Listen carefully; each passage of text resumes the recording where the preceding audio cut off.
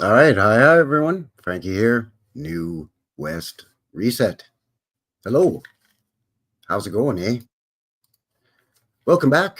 Thank you very much for shooting in, joining a fella here for another live one. New West Reset Live, episode 112 here today. Tartan Day. Did you know that? Did you know today was Tartan Day? I had no idea until I looked at my phone last night. On the calendar app, it's got all important dates and stuff you can add in there. Today, Sunday, a little green highlight. What's this? Click on it. It says Tartan Day. What the heck is that? I had no idea. So happy Tartan Day to you, everybody. Welcome. So as mentioned, it's Sunday. It's Sunday, April the 6th, 2025. Just a smidge past 5 p.m. local time. It's mountain time, don't you know? As per usual, coming at you live from Calgary here in Purdy, Alberta, Canada land up here in the maybe is now finally thawing out cold north. Pretty lovely today. Right now it's 18 degrees Celsius and sunny. It's, I don't know, it's high 60s, creeping up on 70 Fahrenheit, which is absolutely bonkers because a few days ago, on April the 2nd, we had this.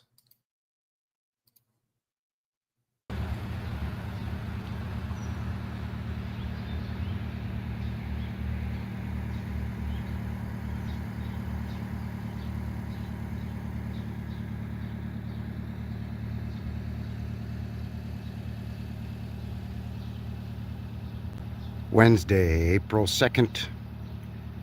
It's snowing again today. Second day in a row, actually. Snowed all day yesterday. Yeah, spring. Yep.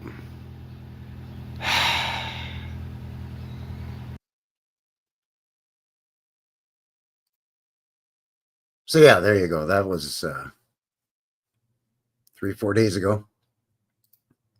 And now it's creeping up on 70. I don't know. Hey, man. Canada land for you. Southern Alberta. Purdy, Alberta. The weather's wacky. We're on a high elevation there, hey, buddy? We're real close to the Rocky Mountains here in Canada. So, it's like Denver, but with maple syrup. I don't know what that means. But anyways, we're going to look into Tartan Day today. This is just kind of be on the fly kind of a topic for the show. Again, I had no idea until late last night. Tartan Day. So as per usual, links below for everything we're going to be having a look at. And again, thanks for winding down your weekend here with yours truly. If you haven't already, give a guy one of these. Helps to push me out into the thing, Thanks to everybody who's already shared and subscribed. Appreciate that there, eh, buddy? And if you're watching this after the live, thank you. Appreciate your support. Thanks for shooting in there, buddy. As mentioned with links below, broadcasting simultaneously live on the YouTubes and the Bumble. So welcome to everybody on YouTube and Rumble. Thanks for being here on the Sunday Fun Day show.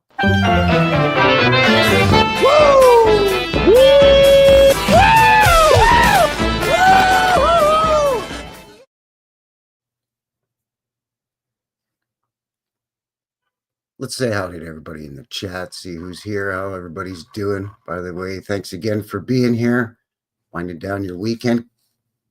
Good to see all of you. Kathy Broughton is in the box. Hippie Shake is here. Good to see you. Hello, hello. Wiley's here as well. How you doing there, eh? I saw Title. There's Title.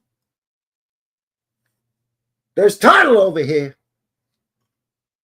Good to see you. Hello. My brother's home today. I told him, hey man, you're gonna be hearing me hollering stuff here. I'm doing the live show in about an hour. He's like, yeah, that's fine. So he's in the other room playing video games or something. I don't know. Anyway, that's that. Eric's here. Lost and Found History Rewritten. Hello there, buddy. How you doing? Jenny Murphy, the Tartarian Prepper. Howdy. Hello. Kimmy. Good to see you, Kimmy. How you doing? Sherry Ives is here as well. Old World, Michigan in the box. Channel Fitty Tree. Hello. Thanks for joining me, everybody. Great to see all of you. Torque Train. Shooting in the box. Baja's here. Hello. Hello. Thank you, everybody. Good to see all of you. Again, thanks for shooting in, joining the fella here. Well, I almost said Tartarian Day. Might as well be. Tartan Day.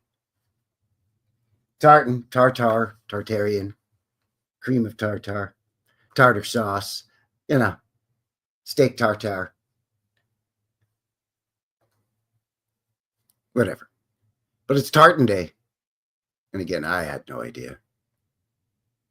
Had you heard of this? I'd never heard of this.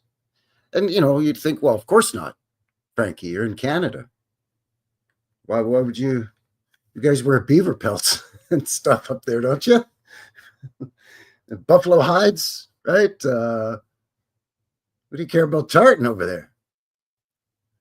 By the way, for some of the more astute of you noticed, guys got himself a wobbly pop here, for the Scottish heritage of Tartan Day. So cheers to you, or however you say cheers in Gaelic. I don't know, but cheers to you.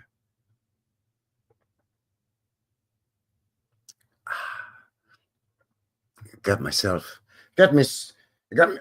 me a lager. I have got me a lager. A pint of lager. Anyway, thank you. Cheers. Cheers to you, Kathy.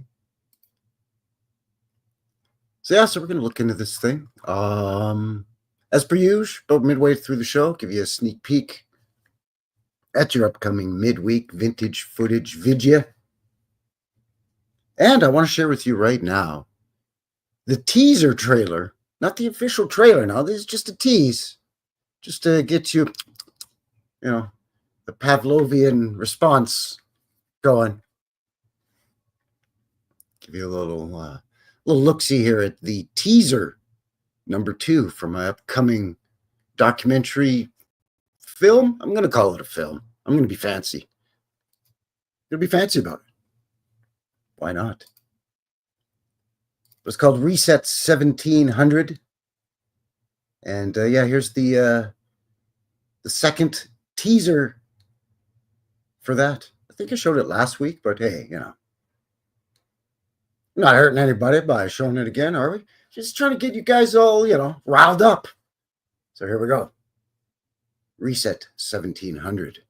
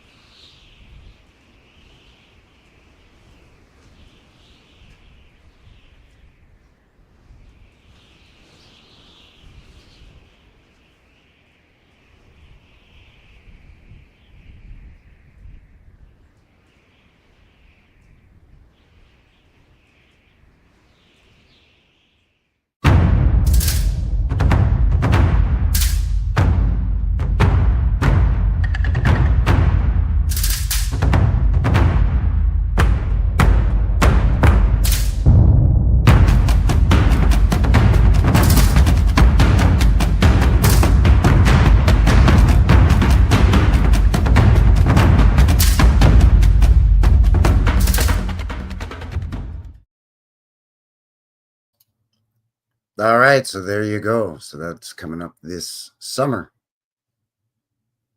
We'll release it live as a premiere so we can all watch it together. And then I probably will re-upload it as a 3-part miniseries after that. You know, for anybody that missed the live and whatnot, maybe we'll do it as a live watch party. I don't know. I don't know what I'm going to do around here.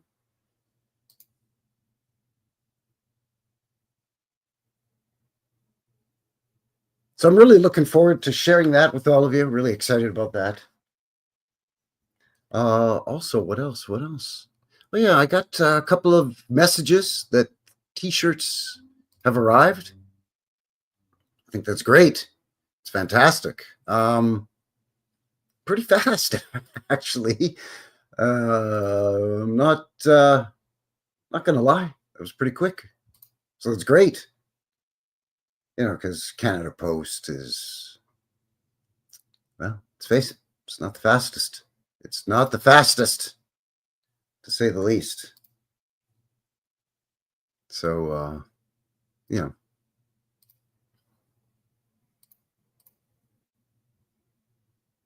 yeah, it could be like this cool guy here. Huh? Look at this handsome son of a gun. Yeah, it's my friend. It's my friend Chris from Old World Exploration. Chris Kelly. There he is. So yeah, if you got the t-shirt and if you like, send me a photo.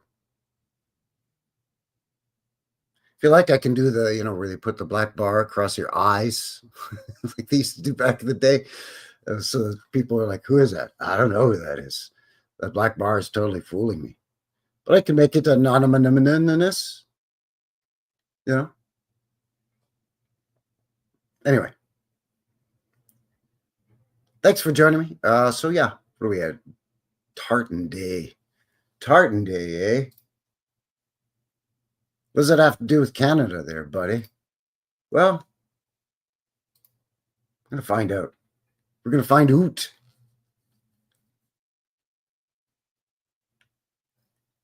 Let's start with, of course, the Wikipedia. We'll do that. We'll look at a couple things, and I got some photographs to look at as well, because there's a few significant figures in Canadian history, political history going back in the day, like as in our version of the founding fathers up here in Canada land, but also famous railway tycoons, brewers that, you know, like Molson and all them. They're all Scottish Canadian, born in Scotland, came to Canada. It's or they're of Scottish descent, like born here, but their parents immigrated from Scotland.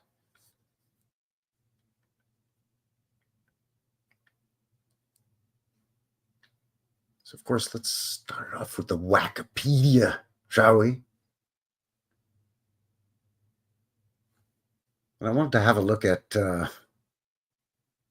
Tartan Day. Well, let's see. What is a tartan officially? Anyways, right? Let's look at that first, maybe. And links blue for everything we're going to be looking at. So this, of course, the Wikipedia, you know, gives us the quick and dirty normie version. Tartan, Scottish Gaelic, breaking, okay, is a patterned cloth consisting of crossing horizontal and vertical bands in multiple colors, forming repeating symmetrical patterns known as sets, originating woven wool. Tartan is most strongly associated with Scotland, where it's been used for centuries in traditional clothing such as the kilt. Historically specific tartans were linked to Scottish clans, families, or regions with patterns and colors derived from local dyes. This that I kind of knew, right? Different colors and patterns depending on the clan. And I know there's a difference between tartan and plaid. And whoa, don't you dare mistake tartan for a wee plaid, lad.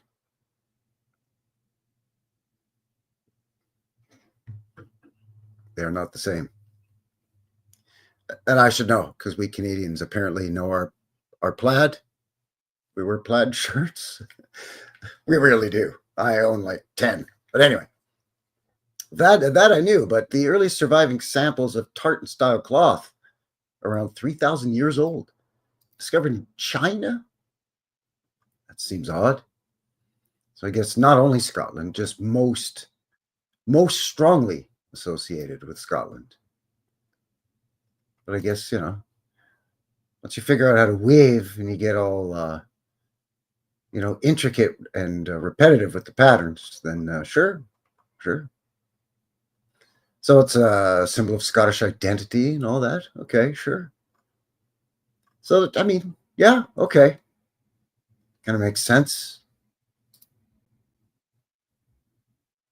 And I thought, surely, like, why am I getting like it's pre-programmed in the app on my phone to notify me of certain holidays, right? Labor Day, Christmas Day, Thanksgiving Day, all kinds of stuff. Mother's Day, of course. God forbid you miss Mother's Day. Wow, look out.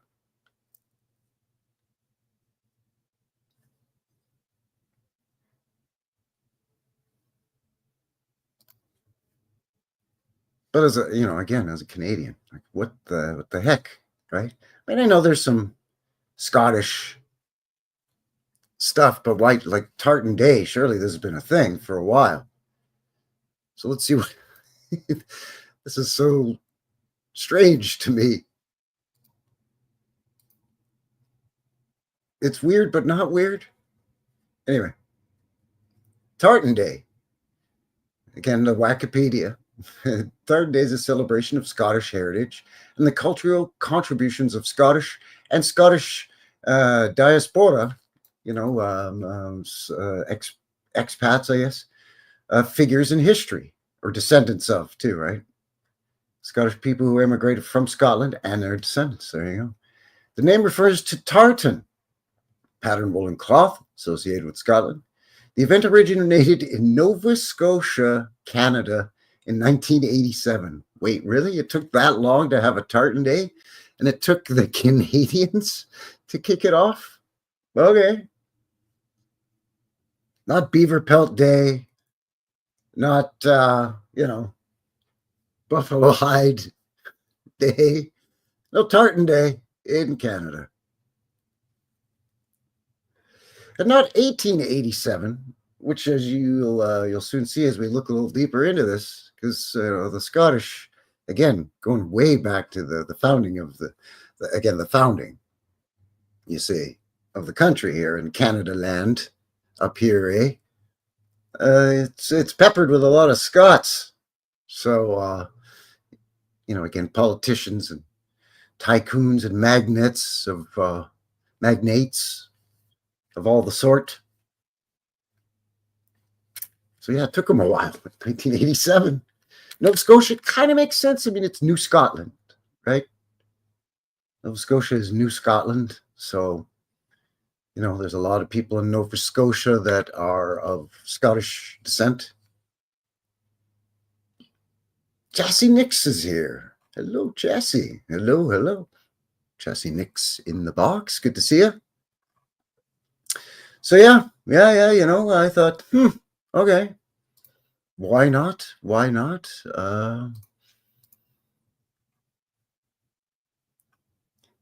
So it's spread to other communities of, Scottish descendants, such as Australia, United States, New Zealand, and Scotland itself.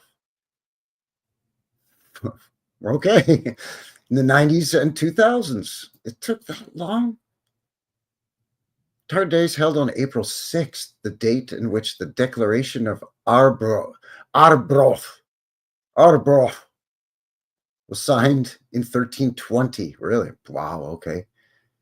It's celebrated in Canada since 1987 and nationally since 2010. Really? I've never heard of that. United States since 97, with increasing recognition in 98, 2005, and 8. National Tartan Day. And in Argentina. Okay. Angus, Aberdeen in Scotland. So there you go. There's a charity fundraising kilt walk. So there you go. Tartan Day. To promote Scottish heritage in Canada was proposed at a meeting of the Federation of Scottish Clans in Nova Scotia, the name of which is Latin for New Scotland. There you go. First event was held April 6th, 1987, after a period of adoption by the provinces and territories of Canada. National Tartan Day of April 6th was declared. I didn't even hear that. Even here in Calgary, we have a huge Scottish, I don't know, history, I guess, his story. You know, one of the guys who founded Fort Calgary was a Scotsman. Cheers. And he named Calgary after a town close to where he was from in Scotland called Calgary. Of which now there's really not much there except for a few farms and a castle and some interesting rock formations. But we did a live show about that. It was rather interesting.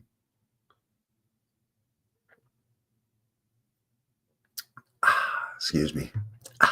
Cheers. Again, Fort Calgary. The Northwest Mounted Police, the Mounties did quite a few shows about those clowns.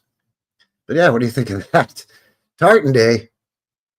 It's a Canadian thing. Just, I don't know.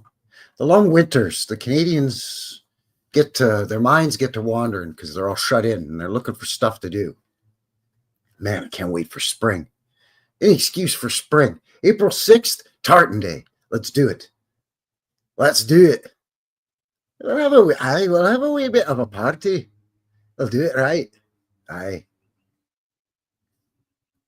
Get James Doohan, the Canadian actor who played Mr. Scott from the original Star Trek. We'll get him to show up. Why not? Canadian war veteran and war hero, supposedly. Really? Wow. Missing a finger?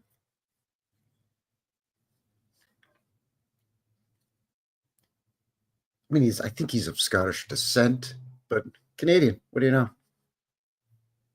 That's basically where I learned to do my terrible Scottish accent, was from my feeble attempts at doing an impersonation of James Doohan, Mr. Scott from Star Trek. Aye, Catelyn.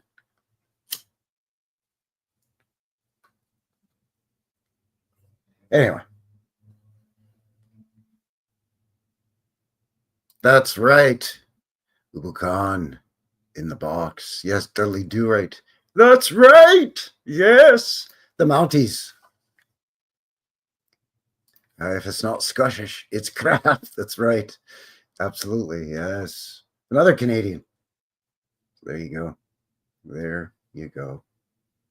Let's see what else we have here. Yeah, let's just kind of go through some of the shenanigans. What do you think? This is a list of Scottish Canadians. And this is where I really was like, holy smokes. I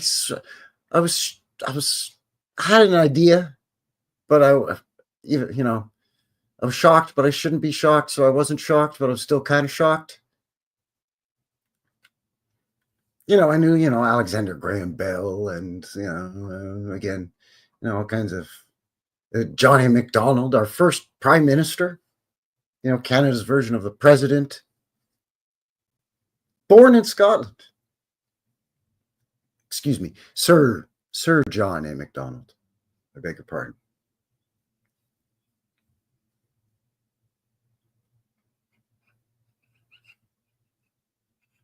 Beautiful day, windows open. You might hear the birds chirping. It's 19 degrees Celsius now. What is that? It's like so close to 70, I'm calling it 70 Fahrenheit. All right, let's quit messing around here and see. Again, this is Wikipedia, link below. And again, this is just a list of Scottish Canadians. Oh, look at this guy. H. Montague Allen. Oh, how fancy. Look at the stash on that guy, eh? Wow. Banker, ship owner, sportsman. Let's have a look at this guy. What do you think? H. Montague Allen. Lieutenant Colonel Sir Hugh Andrew Montague Allen. My goodness. Born 1860, passed 1951. Wow, he was 91 years old. Not too shabby there, bud. He was a Canadian businessman and philanthropist. The principal heir of his father. Ah, there you go. Sir Hugh Allen. Who's Sir Hugh Allen? One wonders. Scottish Canadian shipping magnate. Oh, financier and capitalist. Ah, yeah, shipping guy. Oh, the Allen Steamship Line. There it is. Family owned. So this guy here became the chairman of the family owned steamship line. Well, yeah, back in the old world, a lot of money in the old giant steamships, I guess.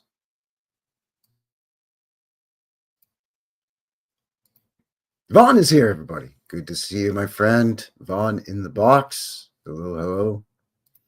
Howdy, howdy. So he's president of several major Canadian financial institutions. Great. And of the Montreal General Hospital. Okay. He co-founded and was president of the Ritz-Carlton Hotel in Montreal. In 1940, he and his wife donated their Montreal home, Ravenscraig. Where do you get a load of this?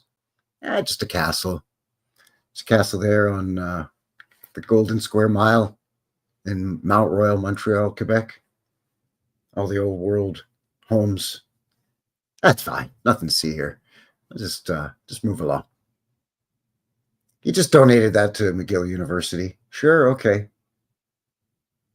He's best remembered as a sportsman who donated the Allen Cup, a trophy that is still awarded today to the Canadian Men's Amateur Ice Hockey Championships. I love how everyone else in the world calls it ice hockey, except Canadians. We just call it hockey, eh? Like when somebody says hockey, we don't require further clarification. You know what I'm saying? We don't do, wait. What do you mean by hockey? Do you mean ice hockey or field hockey? No. We just automatically assume you're talking ice hockey. Hockey, eh? Hockey. Kathy says, Sir Allen looks like a poser. Well, look at this. Portrait in 1867 by William Notman. He's a sportsman. Could you clarify? What do you mean by sportsman? A hunter? Fisherman? What do they call that? The rowing team guys. The scullier guy? I don't know what they're called, but you know what I'm getting at.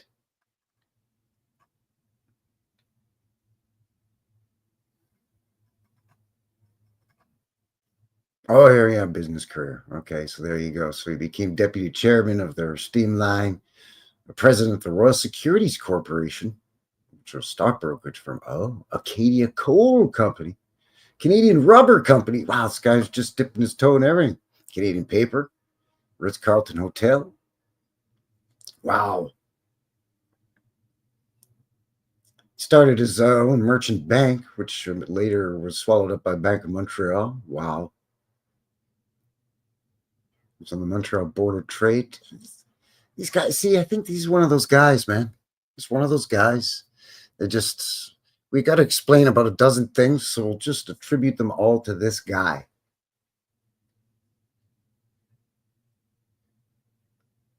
Society for the Prevention of Cruelty of Animals. He was honorary lieutenant colonel of the 5th Regiment of the Black Watch, Royal Highland Regiment of Canada. That's the infantry, Canadian infantry that wears kilts. We'll have a look at some photos of that. Doesn't do well in the Canadian winter to wear a kilt, but hey, you know how it is. And then there's that Allen Cup. So, yeah, link below for H. Montague Allen. That guy, pretty interesting. Let's see what else we got here with this this list.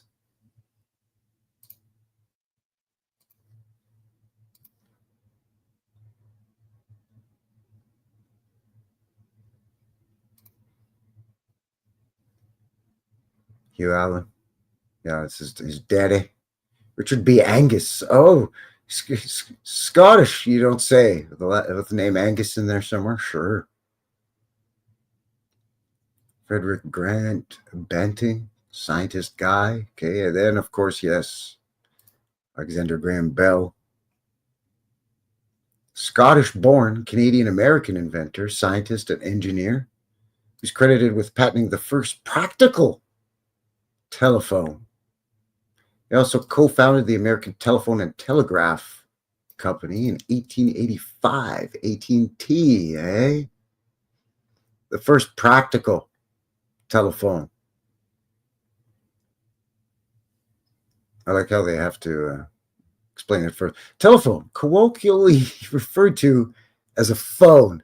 Thanks for clarifying to all of us dumbass bottom feeders there. Wikipedia, appreciate that.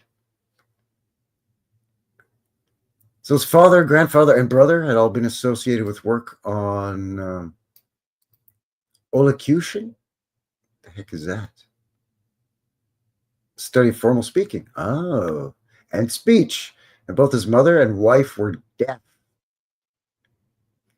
Huh. Profoundly influencing Bell's life's work. His research on hearing and speech further led him to experimentation, hearing devices, which eventually culminated in his being awarded the first U.S. patent for the telephone, March 7th, 1876. Bell considered his invention an intrusion on his real work as a scientist and refused to have a telephone in his study. I invented the thing. That doesn't mean I need to have one around, all right? There you go. There you go, dum-dums. Take this new device. Abuse it.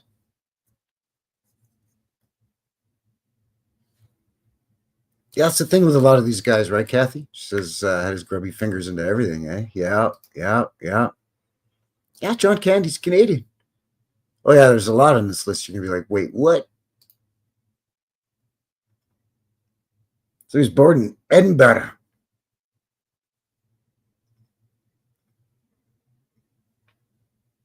So, of course, you get this classic tale, right? As a child, he displayed a curiosity about his world. He gathered botanical specimens and ran experiments at an early age. When he fried ants with magnifying glass, kept bugs in a jar with some twigs and poked holes in the lid of the jar. His best friend was Ben Herdman, a neighbor whose family operated a flour mill. Okay, at 12, he had a homemade device that combined rotating paddles with sets of nail brushes, creating a simple dehusking machine. So 12, he's just inventing farm equipment. And all of a sudden, he invents a telephone. Ooh, okay. Because he was interested in speech, and being surrounded by deaf people, apparently. I don't know.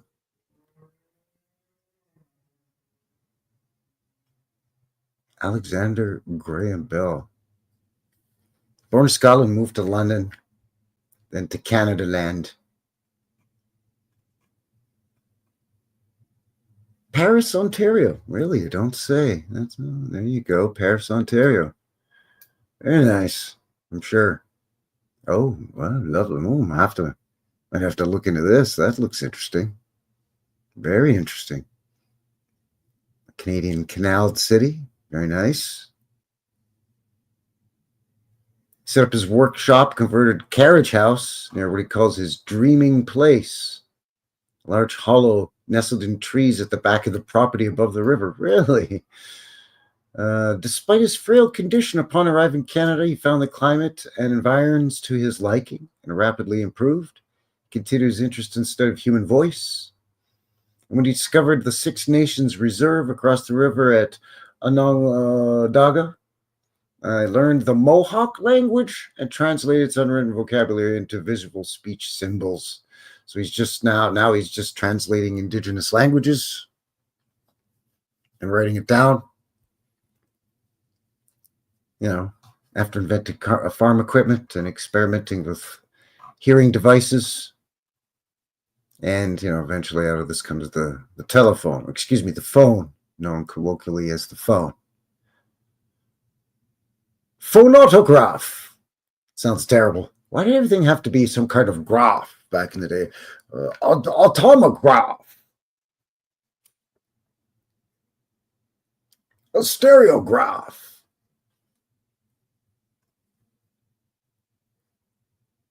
So, yeah, link below. Race to the patent office. Oh, wait a sec. This sounds dramatic.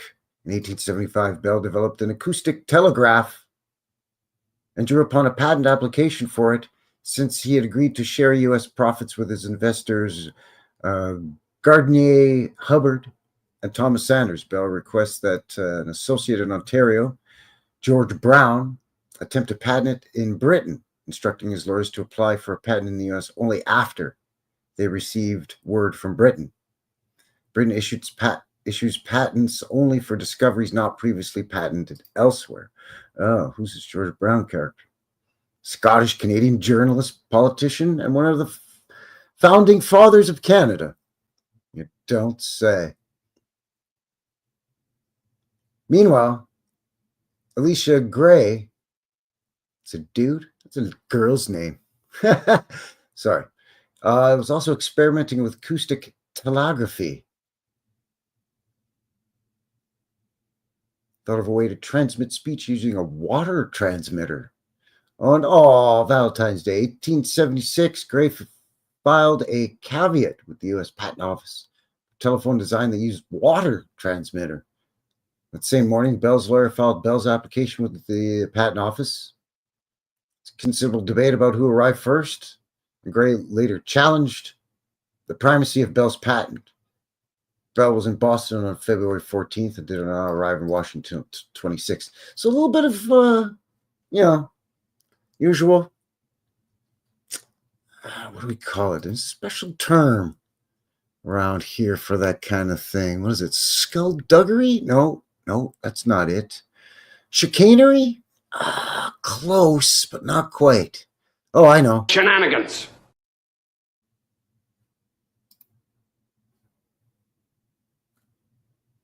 Anyways, he gets his telephone going. Yada, yada. Link below. Whoops, I keep doing that when really I just should be bouncing back to the previous page because, there's just so many. It's ridiculous. It's amateur hour here. Sorry. First Presbyterian Church, Montreal. Sure. Okay. Norman. Just a lot of families a lot of repeating names in some cases here, or linked names, like John Bethune founded the First Presbyterian Church in Montreal. Norman Bethune is a medical innovator and hero of the Chinese Revolution. Oh, okay. Daniel Blakey, Bill Blakey, Rebecca Blakey, George Brown. Yeah, there's this guy. He was the one that helped do with the shenanigans with the patent office with Alexander Graham Bell. Scottish-Canadian journalist, politician, and one of the fathers of Confederation. He attended the Charlottetown and Quebec conferences. A noted reform politician, he's best known as the founder and editor of the Toronto Globe. There it is. Canada's most influential newspaper at the time. And his leadership in the founding of the Liberal Party in 1867. The beginning of the end. Curtis is here. Howdy, howdy. Good to see you. Thanks for shooting in there, bud. He was an articulate champion of the grievances and anger of Upper Canada, Ontario. Yeah, Ontario used to be called Upper Canada and Quebec, Lower Canada. Played a major role in securing national unity. His career in active politics faltered after 1865, but he remained a powerful spokesman for the party, yada, yada, yada. So he was born in Aloha. Sounds Hawaiian. Clackmanshire. Clackmananan.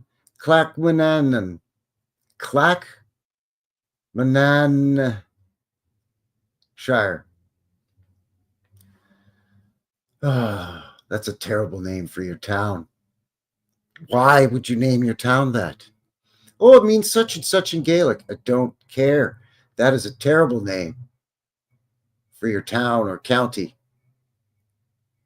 Absolutely terrible. That's racist! Well, sorry. Just saying. She ain't easy. She doesn't just roll off the tongue there, bot. That's all I'm saying.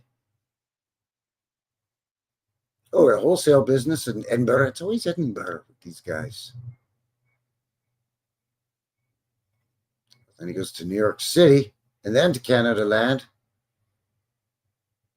Rent a storefront in Toronto.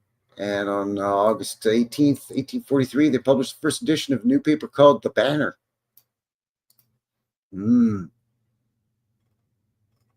Anyways, lots there. Yeah, he's in cahoots with William Lyon Mackenzie. We'll have a look at this guy too in a bit. But yeah, let's see what else is going on. Who's next here? James Cameron. He's a Canadian filmmaker, major figure in the post-New Hollywood era.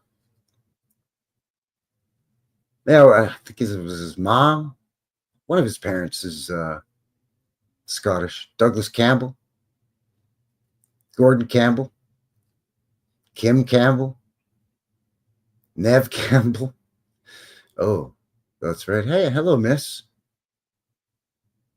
John Candy. There he is. Scottish descent. Not Scottish, obviously. Wilf Carter. Scottish descent, born in Nova Scotia. Became a cowboy here in Calgary, actually. A real singing cowboy in the 20s and 30s. From Nova Scotia, New Scotland. Jim Carrey. His mother's Scottish. There you go. James Coburn, but not that James Coburn. This James Coburn. James W. Coburn from Quebec. Was a Canadian politician and father of Canadian Federation, another founding father. Served as the first Speaker of the House of Commons in Canada.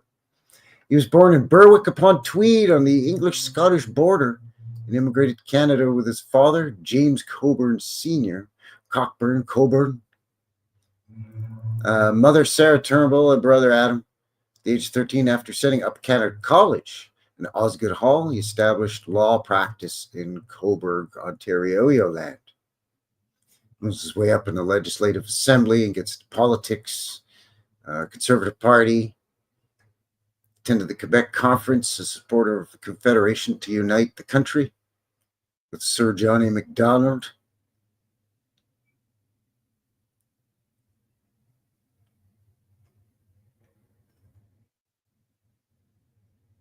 So yeah, Scottish are just all up in the founding of Canada land.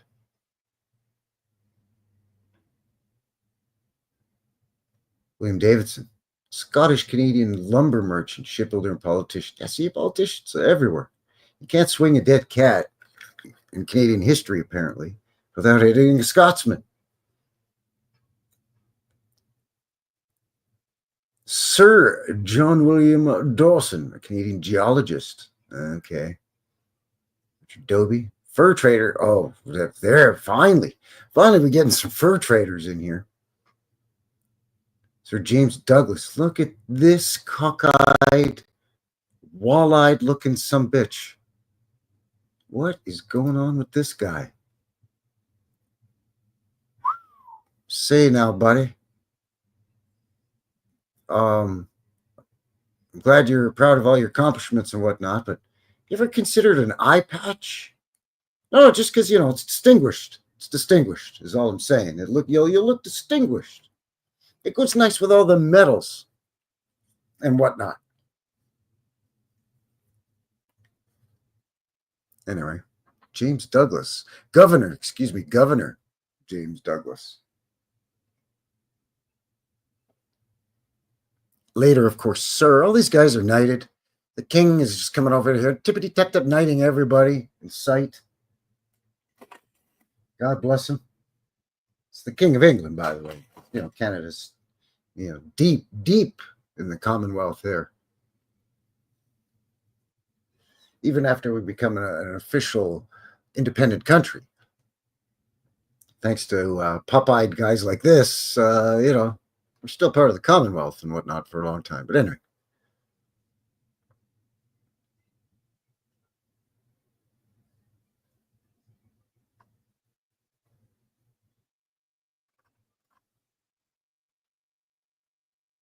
So he's a Canadian fur trader and politician who became governor of the colony of British Columbia. Yes, indeed. He often credited as being the father of British Columbia. He was instrumental in the resettlement of 35 African Americans fleeing a life of racial persecution in San Francisco, who arrived in the province aboard the steamship Commodore, what later became known as the Pioneer Committee. In 1863, Douglas was knighted by Queen Victoria. Oh, it was the... Oh, hello, royal subjects, 'tis I, your right royal monarch and true queen, Victoria. And we are so pleased and so amused to again being referenced in this very legitimate Wikipedia article, you see. Good day to you all. We are so pleased that you could join us here today.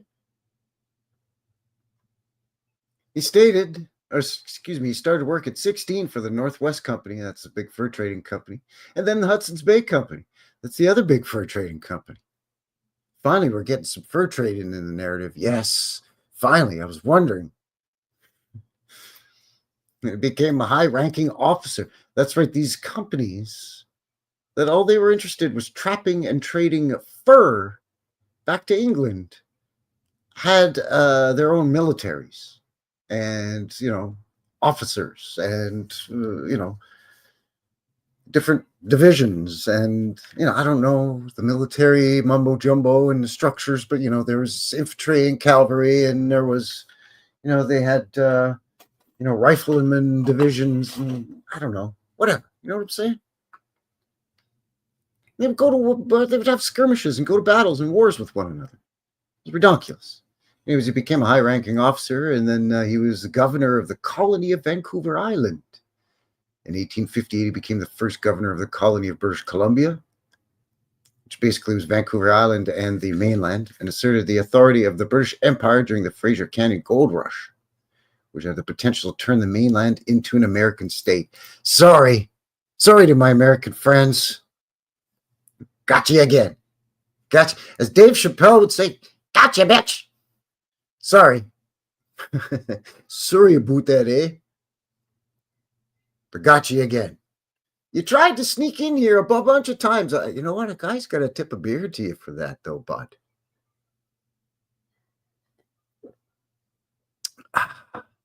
Tried to sneak up in here a couple of times and claim some stuff. We got you a couple of times. See, one of the earliest mistakes was, in and around 1812, when he came in and he sacked York, which is now Tartan. And you were kind of mean. And so we just marched in and decided to set fire to the presidential palace, presidential mansion there. Supposedly, when we burned it down later on, and it was rebuilt or renovated, and it was re-facaded in white stone, it became the White House. That's the story. So sorry about that too, there, eh, bud?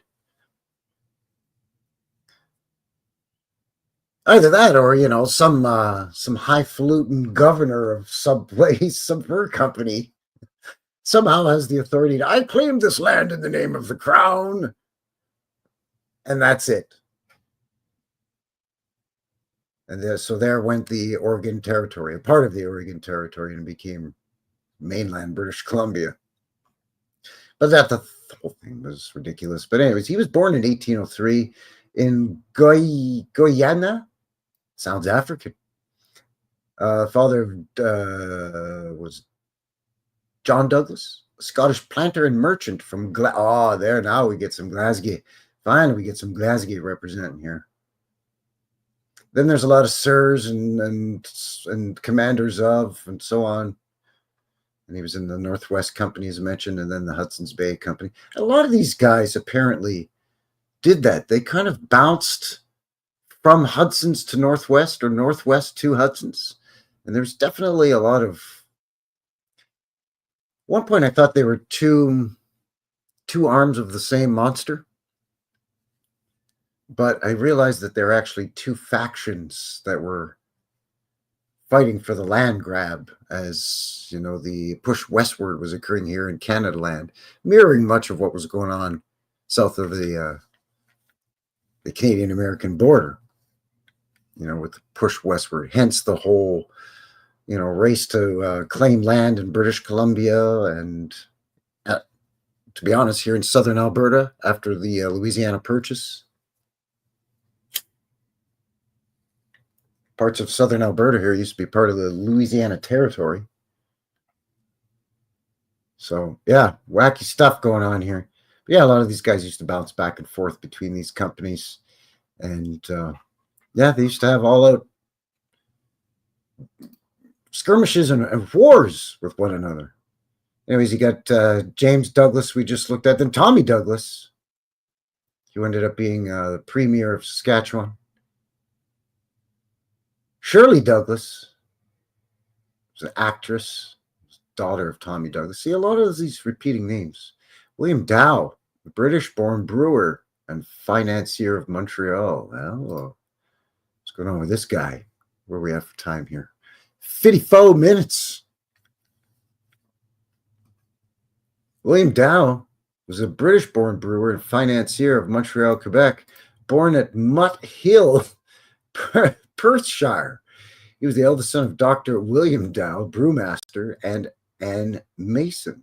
Since 1652, his family had been brewing in Perthshire. Having gained an extensive experience in brewing under his father, he emigrated from the UK to Montreal, Lower Canada, in about 1818, and he was employed as a foreman of Thomas Dunn's brewery in Montreal, quickly became a partner. Oh, of course, that's, again, see, they just, somehow they end up joining the company as a young lad, newly arrived into the country, supposedly shouldn't have any connections. Some inexperienced young lad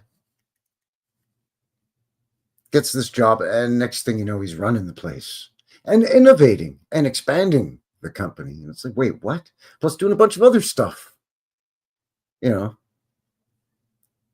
think the Busch Brewing Company, Budweiser, in the United States. Think about that narrative. Much like that up here too, man. Hello. Hello. Welcome. Good to see you. Thanks for winding down your weekend here on the Sunday Fun Day. Thanks for joining me. Appreciate it. The Mutt Hill. That's, sorry, it still cracks me up.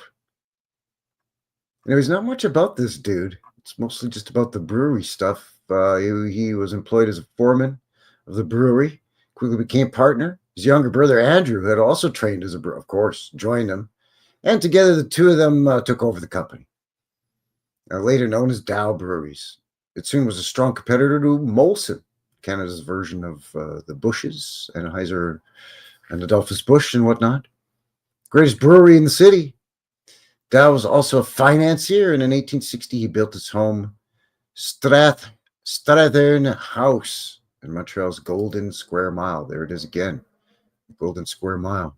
I should have to do a little look into that, I think. What do you think? What do you think in the chat, in the box? Let me know if that'd be a good show topic, if you will. If you will.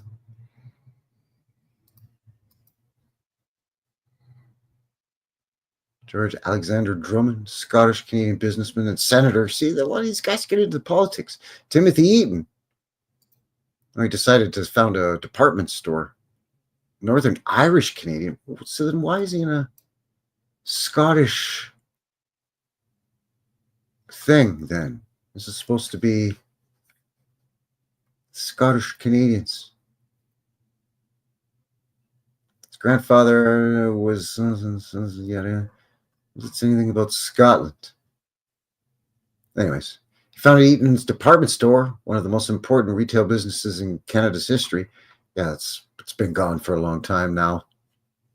It's obviously not that important.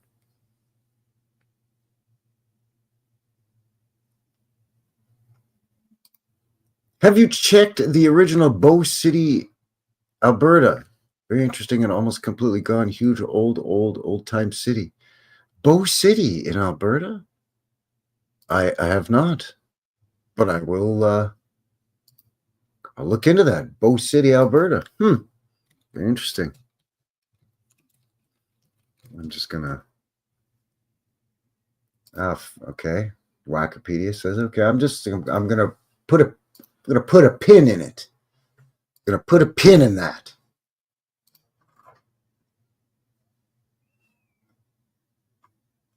So, starting in 1884, Eaton introduced Canada to the wonders of the mail order catalog, reaching thousands of small towns and rural communities with an array of products previously unattainable. In these tiny communities, the arrival of Eaton's catalogs was a major event. More than clothing, furniture, or the latest kitchen gadgetry, the catalog offered such practical items as milking machines, like for cattle, that is, in addition to just about every other contraption or new invention desirable. Well, how about that? And when rendered obsolete by the new season's catalog, it served another important use as the outdoor privy for most. I remember my dad, actually. My own daddy, who's only 77, telling me as a kid they would use the Bay and the Eaton's catalog in the privy, in the outhouse.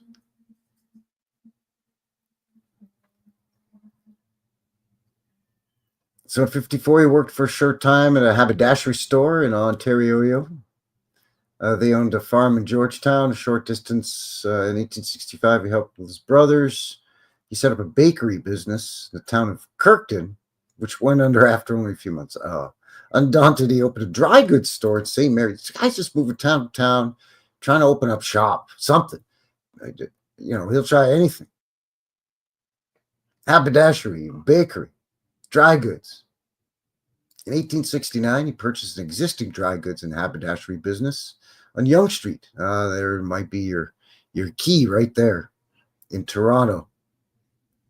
Promoting his new business, Eaton embraced two retail practices that were groundbreaking at the time. First, all goods had one price, no haggling with no credit given. And second, all purchases came with a money-back guarantee.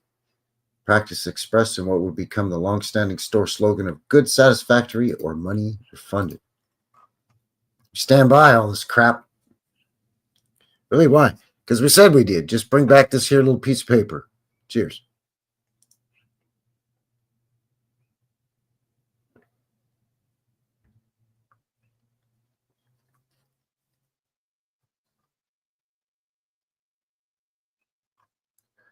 Well, he says the 1870s and the 1970s both had huge chops. Fashion repeats.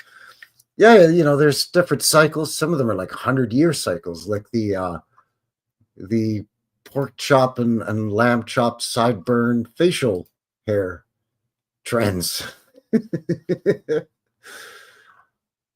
So he spawned a colossal retail empire that his offspring would expand coast to coast, reaching its high point during WW2 when the Timothy Eaton Company Limited employed more than 70,000 people. Although Eaton did not invent the department store, nor was he the first retailer in the world to implement the money-back guarantee, the chain he founded popularized both concepts and revolutionized retailing in Canada. And he's buried in this thing. Of course, it's got big lions in the front. Well, there's a big bronze statue of the guy, too. Old World Mi'kmaq in the box. Hey. So, yeah, I mean, you know what? For me, for Eaton's, there's the statue. It's bronze statue. Eaton's. Yeah.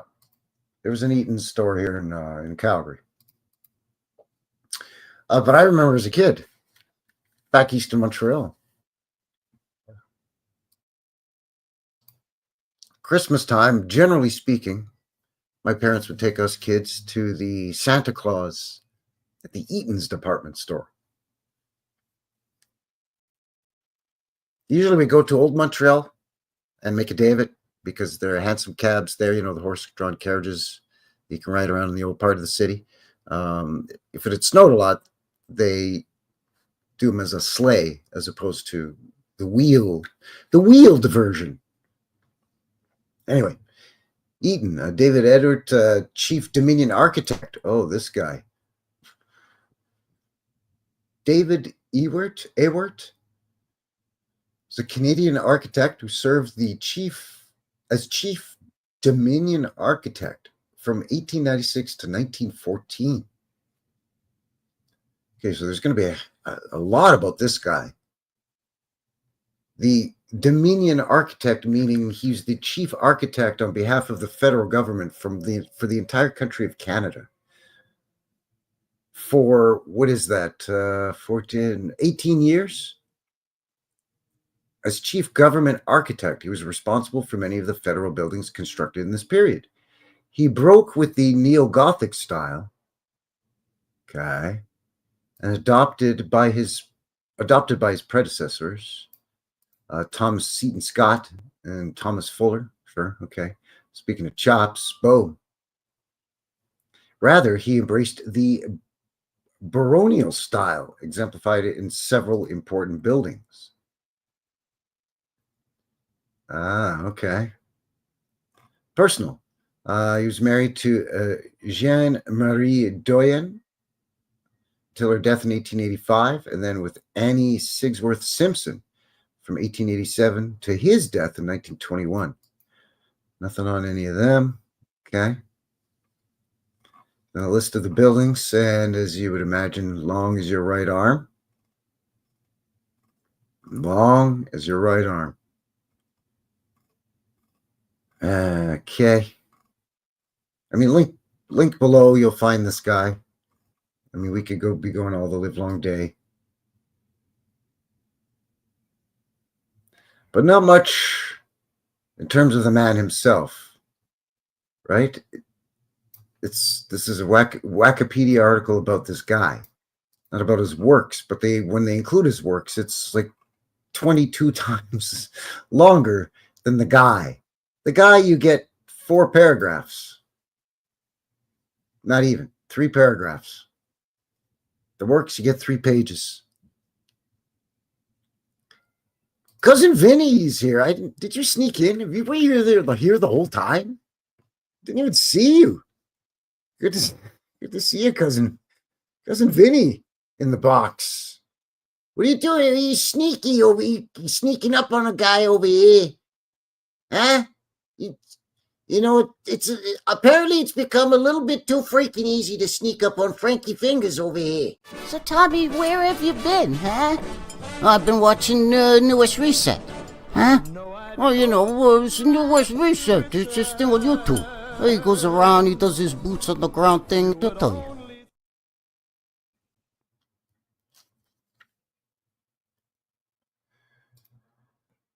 I don't know. It's a moderating. Oh no. Oh my. Something going down. Oh, I see. Yes. Okay. Yeah, you know.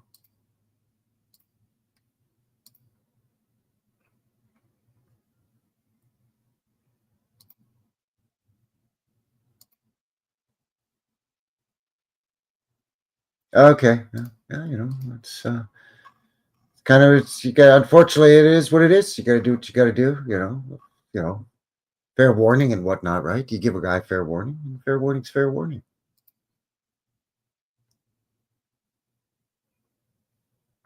All right, Eden's, you were at Sanford Fleming, railway engineer and inventor. Born and raised in Scotland, he immigrated to Canada at the age of 18. He promoted worldwide standard time zones, a prime meridian, and the use of 24-hour clock as key elements to communicating the accurate time, all of which influenced the creation of coordinated universal time. He designed Canada's first postage stamp, produced a great deal of work in the fields of land surveying and map making, engineered much of the intercolonial railway and the first several hundred kilometers of the Canadian Pacific Railway. He was a founding member of the Royal Society of Canada and founder of the Canadian Institute. the hell out of here. There is no way. I don't believe you. That guy did all that stuff.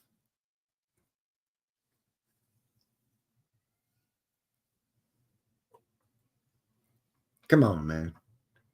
He's born in Kirkcaldy, Fife, Scotland. At the age of 14, he was apprenticed as a surveyor. And in 1845, at the age of 18, he emigrated with his older brother, David, to colonial Canada. Their route took them through many cities of the Canadian colonies, Quebec City, Montreal, and Kingston, Ontario, sorry, before settling in Peterborough, Ontario, with their cousins 2 years later in 1847. He qualified as surveyor in Canada in 1849. Took him long enough. Yeah, created the Royal Canadian Institute. Well, so soon as he qualified, same year that he qualifies as a surveyor, he forms the Royal Canadian Institute. Royal. To be able to use the name Royal Canadian Institute, you got to get a royal charter from the Crown, i.e. the King or the Queen, depending who at the time, right? Queen Victoria. Oh, hello. King George, King Edward, right? This guy's just not wasting any time all of a sudden. With several of his friends, he starts this thing. Okay. Formally incorporated in 1851, initially intended as a professional institute for surveyors and engineers, it became a more general scientific society. In 1851, he designed the three-penny beaver. I beg your pardon. The first Canadian postage stamp. Oh, the province of Canada, today's southern portions of Ontario and Quebec. Throughout his time, he was fully employed as a surveyor. Most of the Grand Trunk Railway has worked for them, eventually gaining a position of chief engineer of the Northern Railway of Canada in 1855, where he advocated for the construction of iron bridges instead of wood. He served in the 10th Battalion Volunteer Rifles of Canada, later known as the Royal Regiment of Canada. He's just royal all up and down, this guy. He was appointed the rank of captain on January 1st, 1862. He retired from the militia in 1865. So he's a railway engineer. There he is there, hammering in the supposed last spike. The joining of the railroad. Sound familiar, my American friends? Kathy Broughton says it right there. I'm calling bull on the nerves, these guys. Yeah. Yeah, Vaughn's like, excuse me? What? Yeah.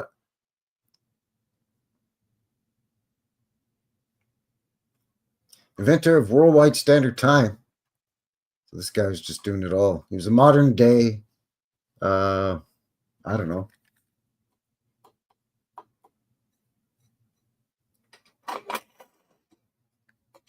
Modern day Renaissance man, but not modern day today, but modern day for them back in. I don't know.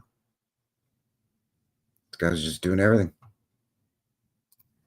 Where are we at for time here? Just over an hour. Just barely put a dent. We're only at the F's here. We're skipping over a lot of people. Simon Fraser, yeah, he was an explorer. Also worked for a trading company. He's another politician. See, I told you, man, the Scots love to get into politics over here. It's almost like they were controlling things because he was another founding father. Ryan Gosling. There you go, ladies. Hey? Hey, look at this handsome son of a gun, eh? Ryan Gosling. One for the ladies. Larry Goff. Okay. Hugh Graham. Sir Hugh Graham. Newspaper tycoon, of course. George Monroe Grant. Some advocate, activist. Michael Ironside. There he is. Ted Irvine. Playing that there hockey. Chris Jericho, the wrestler. That's right.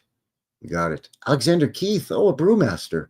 Oh, and wasn't shy about being a Freemason. apparently. Wow. Alexander Keith was a Canadian businessman, politician, Freemason, and founder of Alexander Keith's Brewery. Well, I would think so. In New Scotland, after learning the brewing trade from his uncle in Northern Ireland, or Northern England, excuse me, Keith immigrated to Halifax, Nova Scotia in 1817 and became manager of a brewery, which he then bought out in 1820. And by 1822, he moved the brewery to a larger facility. And then in 36, he just kept expanding and built a new brewery. Again, just, pardon the expression, but fresh off the boat, this guy. And, 3 to 5 years, it goes from being a manager to buying the place to moving it to then building a larger one.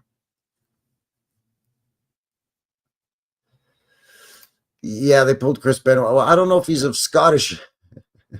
They pulled Chris Benoit off. Those of you who know. I don't know if he's of Scottish descent, though. Yeesh.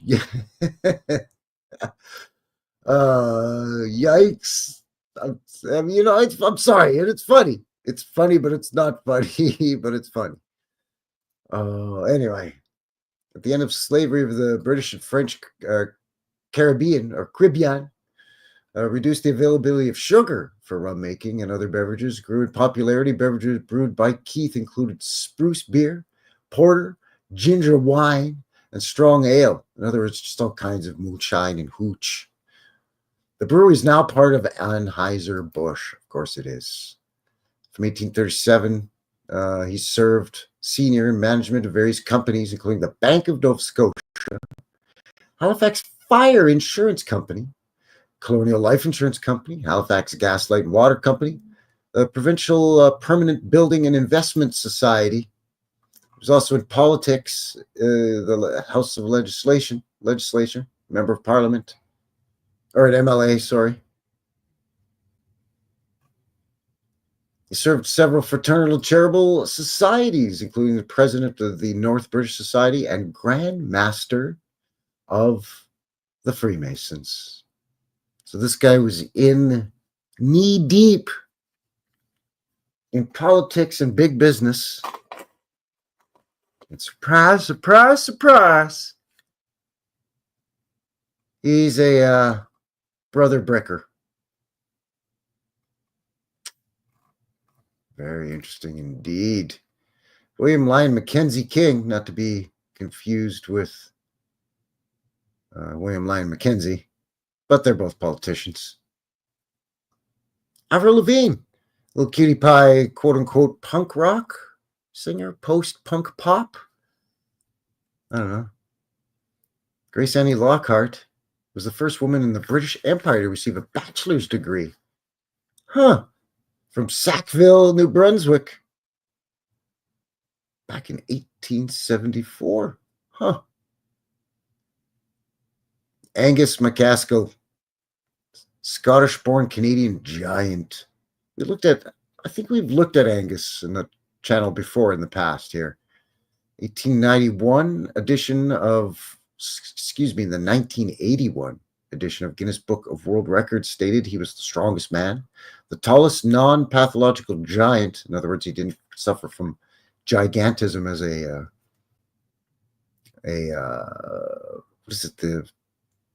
some kind of gland, pituitary gland or something. I don't know. And the largest true giant in recorded history at 7 foot 9 inches or 2.36 meters tall. He also had the largest chest measurements of any non-obese man at 80 inches or 203 centimeters circumference. MacAskill was said to have accomplished feats of lifting a ship's anchor weighing 2,200 to 2,700 pounds, or around 1,000 kilograms or more, to his chest, and holding over 250 pounds, 113 kilograms, with only 3 fingers.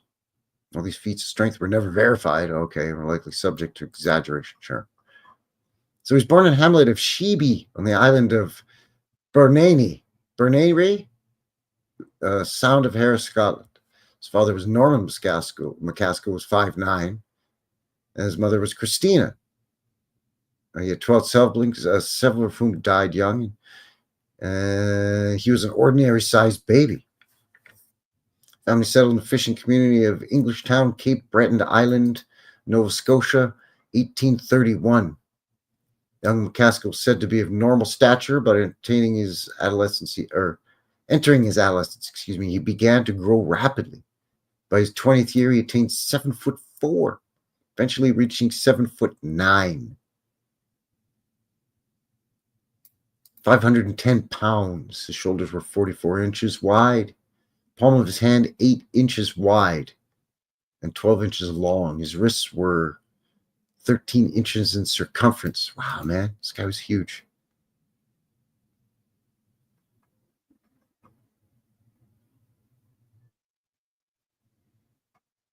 So he used to lift anchors, apparently, all over the place. It's kind of interesting, going around just lifting anchors. Ms. Grandma in the box. Hello. Hello, hello.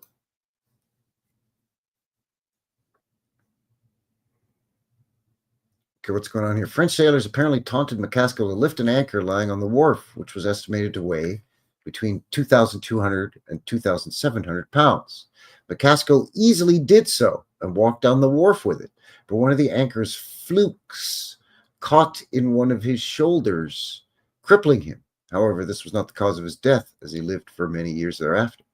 He was rumored with an ability to carry barrels weighing over 350 pounds apiece under each arm.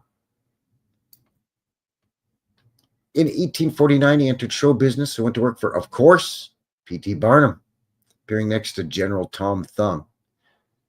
In 1859, he toured the West Indies and Cuba. Queen Victoria heard stories about McCaskill's great strength and invited him to appear before her to give a demonstration at Windsor Castle. Oh, hello once again, 'tis I, your queen and rightful monarch, Queen Victoria. And we shall be so delightfully amused if you shall make your way to Windsor Castle and kindly entertain us with your robust feats of strength and enormous size. Good day. After all, she proclaimed him to be the tallest, stoutest, and strongest man ever enter the palace and presented him with 2 gold rings in appreciation. In the summer of 1863, undertook a trip to the colonial capital at Halifax, where he'd been planning to sell produce and produce stock for his store that he would need for the winter season from the city's wholesalers. During the trip, he suddenly became seriously ill. He was returned to St. Anne's, where his family moved back. After weeks of his illness, he passed peacefully in his sleep. 1863. And of course, there's a museum. So what do you think of that? A Canadian giant of Scottish descent, Angus McCaskill. It's funny, just before doing the live show, I was talking with my brother. We were watching a show, a nature documentary. And at one point they were showing, they were in some city in South America.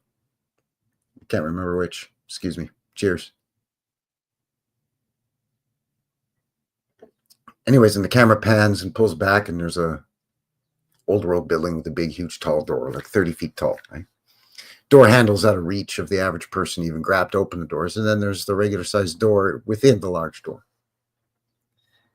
So I made mention of it to my brother, and he says, well, yeah, giants. Which kind of shocked me, because I didn't think his mind would even think of entertain the idea of the possibility of us coexisting with a race of giant people that had their own structures and dwellings. But he said, then I said giants, and he goes, yeah, because it's not just the doors. It's, the ceilings. Some of those buildings have, 30-foot ceilings or whatever. We don't need all that room. And he looks at me and he goes, dude, look at our place. 7-foot ceilings. Neither of us are even close to being 7 feet tall. Yeah. Or sorry, 8-foot ceilings. 7-foot doorways.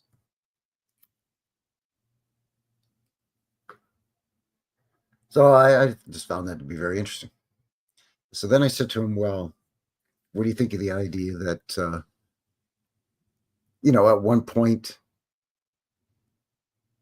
we coexisted with giants. Like there were more giants around than there are now. And not giants that were 7 or 8 feet tall, but giants that were taller, like biblical tall, right? Like however tall Goliath is supposed to be, right?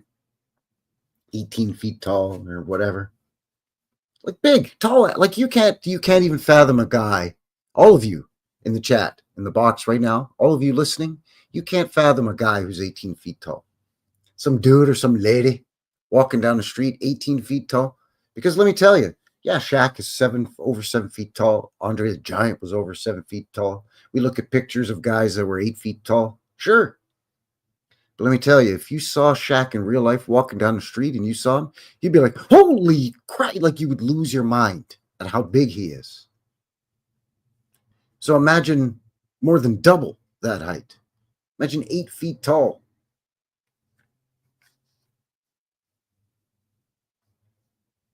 We don't need to imagine that there were 200-foot giants. Man, a 20-foot giant is imposing enough and accounts for a lot of stuff.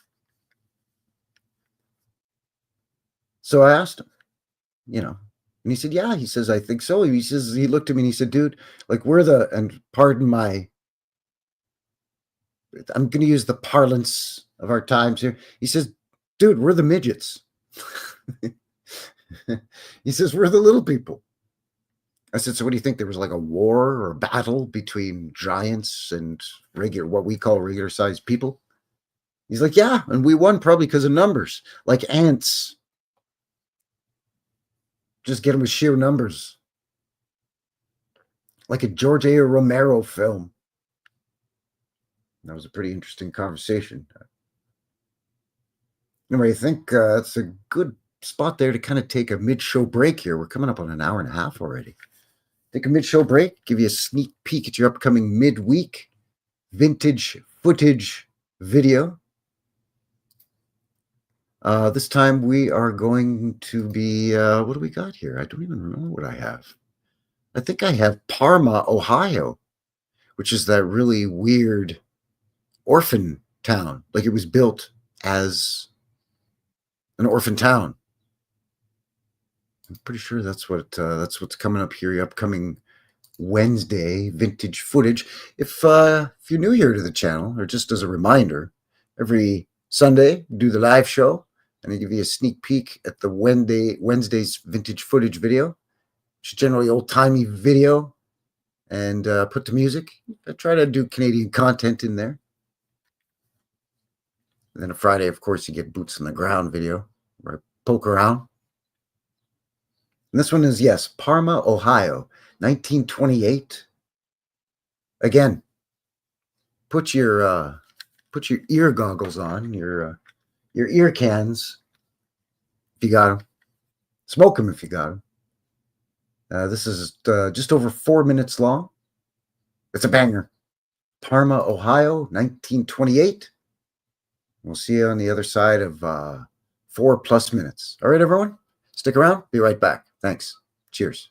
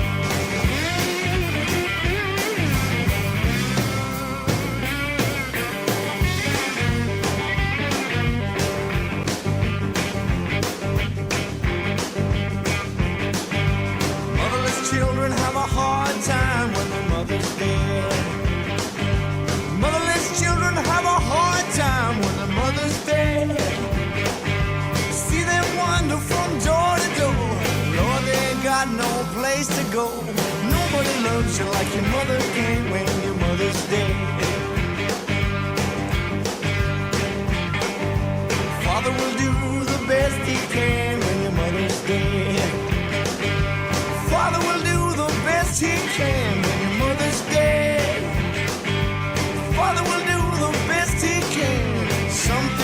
father can't understand. Nobody loves you like a mother can when your mother's dead. When your mother's dead. When your mother's dead, Lord. Nobody loves you like your mother can when your mother's dead.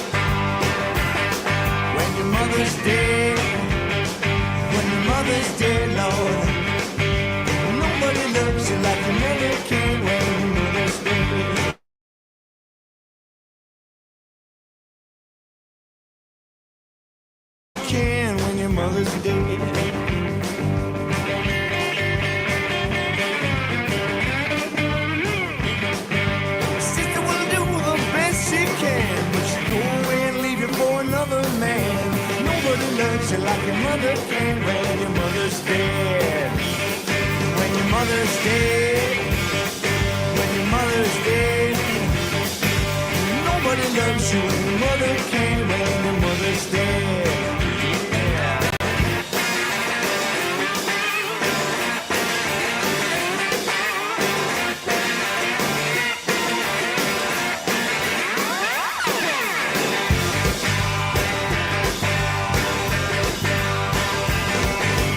Mother's dead.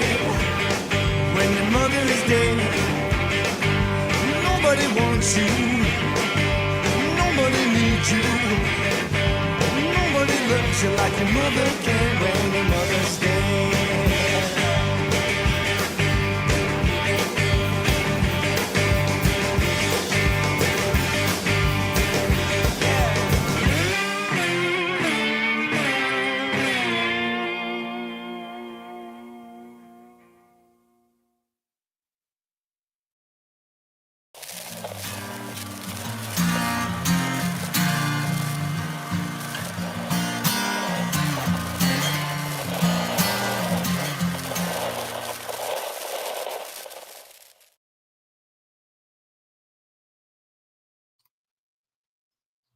All right, and we are back.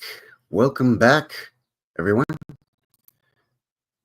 Thank you once again for shooting in, joining me here for another one. Frankie here, New West Reset, New West Reset Live, episode 112. Looking at Tartan Day here on the channel. It has a Canadian connection for some strange reason. So the top half of the show, we were kind of looking at Wikipedia. We sort of left off with the list of Scottish Canadians Wikipedia website or page, I guess. So we're going to jump back to that. And we've got a couple of photos to look at, and then I'll share with you a couple of other things. But in the meantime, thank you very much once again for joining me. Really appreciate it. If you haven't already, do all the things down here. Thank you very much. Thanks and howdy and welcome to everybody on the HooTubes and on the Bumble.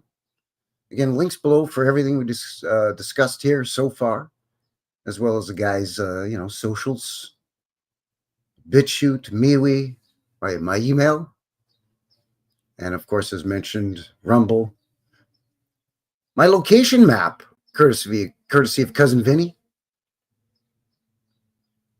and a fellow's PayPal if you want to donate to the Manicure Fund. So thanks for joining me here. Where are we at here? 6:30 p.m. Mountain Time. That's local time. Because as always, we're coming at you from Calgary, Southern Alberta, here in Canada land there, eh, buddy? Beautiful. It's still 18 degrees Celsius and sunny. Creeping up on 70 Fahrenheit. Thanks for joining me.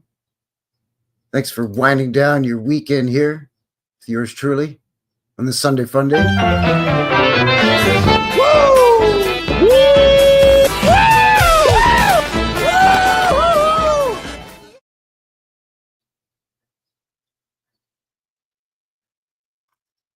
So we left off with a giant, a Canadian giant. And Jenny Murphy, Tartarian prepper, says, by the way, prepping is a good idea. Have I said that before? I'm sure I have, and I'm sure it was Jenny Murphy that reminded me to remind you. It's just there's nothing wrong with being prepared for emergencies or stuff. You drive with a spare tire, don't you? You got fire insurance or something. By the way, speaking of disasters and stuff, a lot of folks in the U.S. are getting flood right now. So careful out there, people. Careful now. Hunker down. Do what you got to do. But yeah, prepping's a good idea. They teach you that in Boy Scouts, man. I was a Boy Scout.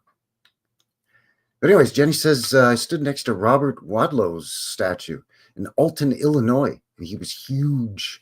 Yeah, he was a British fellow, wasn't he? His cane came to the same height as I am. That's tall. That's a big cane.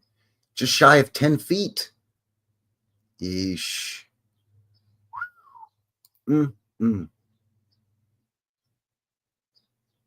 Ah, yes, Kathy Broughton says, I like the song, Frankie. Yeah, Motherless Children. It's a cover of an old blues standard. I think Leadbelly did it back in the 30s or something. Don't quote me on that, but somebody kind of roots folk bluesy from back in the day did an early version of that. An excellent guess, Hippie Shake. Very good guess, excellent guess, but I'm sorry, no. Wrong. Sorry, that was Grady, offshoot of Big Sugar, Gordie Johnson, Canadian band. Play them a lot here on the channel, but that's a good call though. Fantastic guitar work. So yeah, thanks for joining me here. Dragon Sage in the box. Hello. How's she going there, bud? Good to see you. So he was 8'11".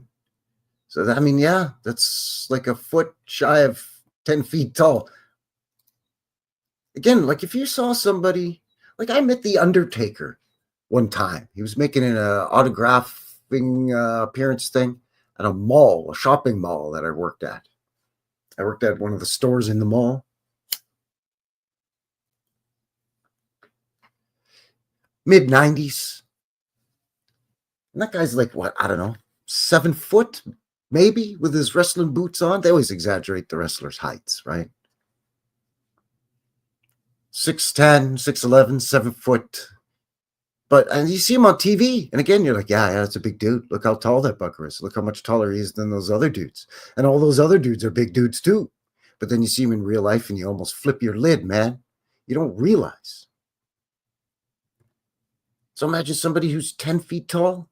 Now imagine somebody who's 18 feet tall or 20 feet tall. That's enough.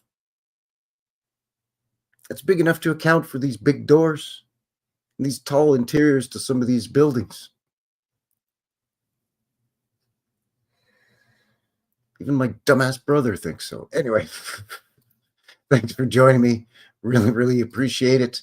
I guess we could just pick up where we left off here. What do you think? We kind of left off the Canadian Giant. And yeah.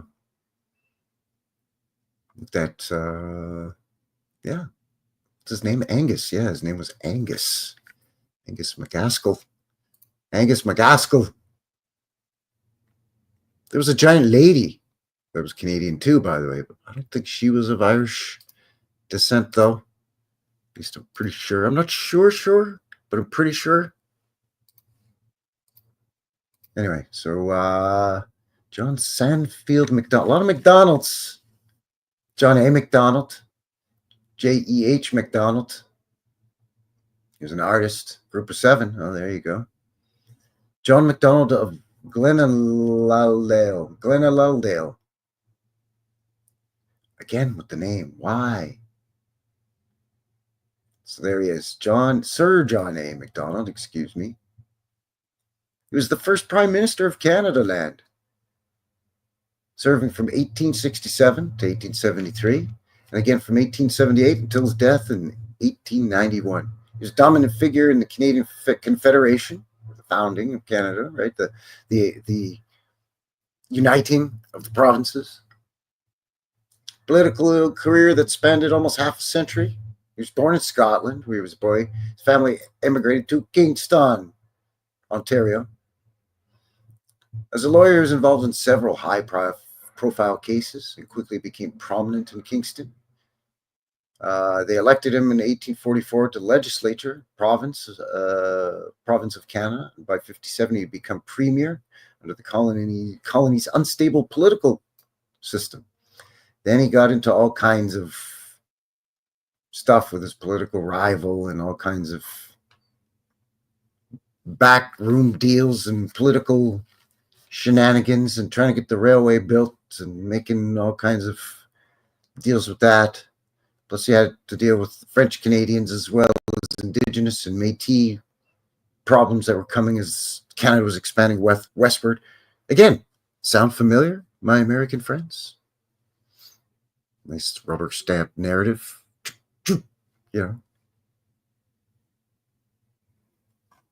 But again, he was one of those guys that was just in deep from the get-go. Scottish guy, Canadian politics. Again, a lot of McDonald's. I mean, I guess you would figure, being Irish. John Sandfield McDonald. Norm McDonald. There you go. Hey, how you doing there? There. Yeah, whatever.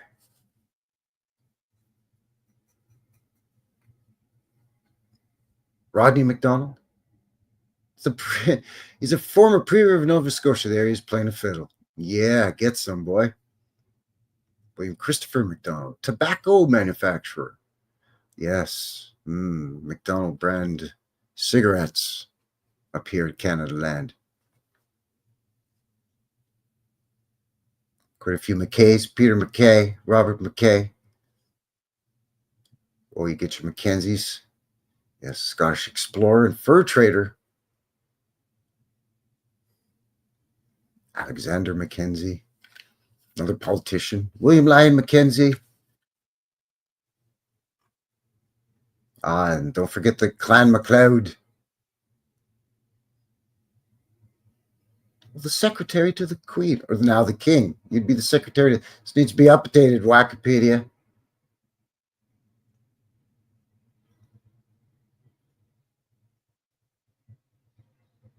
Eric McCormick from Will and Grace. Sure, yeah, he's Scottish descended Canadian. Why not, I guess. Another founder, another father of the nation, founding father of Canada Land. Scottish. This starts to make you think about what's going on here with establishing, the seat of government in early Canadian history here. Todd McFarlane, the comic book guy. Yeah, he's Canadian.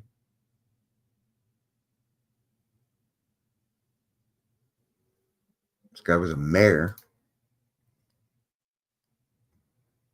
Peter, he was born in Wigtonshire, Scotland.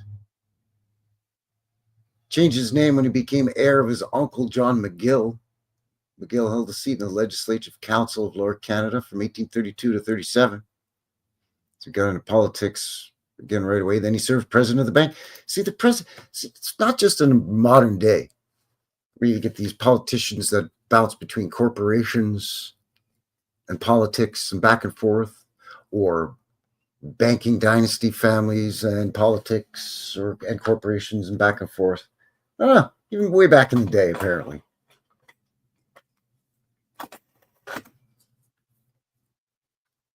What else does this guy do? Oh, he's interred in Melrose Cemetery. Oh my, look at this place. Hello. Again, not much about this guy.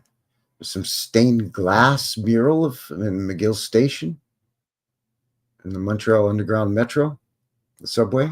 Not a lot on that guy, considering how important he supposedly was.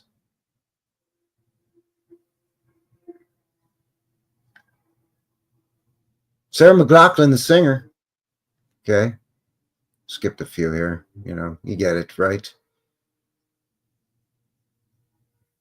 Henry Morgan. Scots Quebecer, department store pioneer, founded Henry Morgan and Company. Born into a humble circumstance, of course. Isolated village in the royal borough of Dunfermline, Fife, Scotland. He received the basic education that was available before he took a job with a wholesale dry goods firm in the city of Glasgow. In 1844, he had gained sound knowledge of the textile business, saved a small amount of money from his 10 years of hard work, and got a loan from his brother-in-law. He decided to emigrate to Montreal.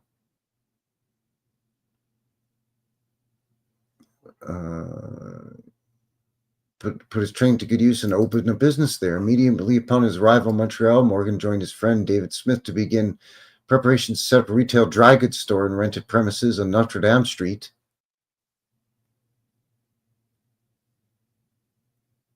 His brother invested but remained in Glasgow to make draperies, curtains, sewing fabrics, household linens, and a variety of woolen goods. So again, just rolls into town and boom, success. Well, I mean, it does say that he worked 18, 20-hour days, but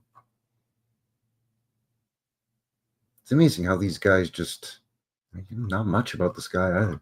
It's amazing how these guys just waltz in off, again, pardon the expression, but fresh off the boat, you know? George Murdoch, oh yeah, we did a show about this guy, didn't we? Yeah, I put this guy on trial for arson.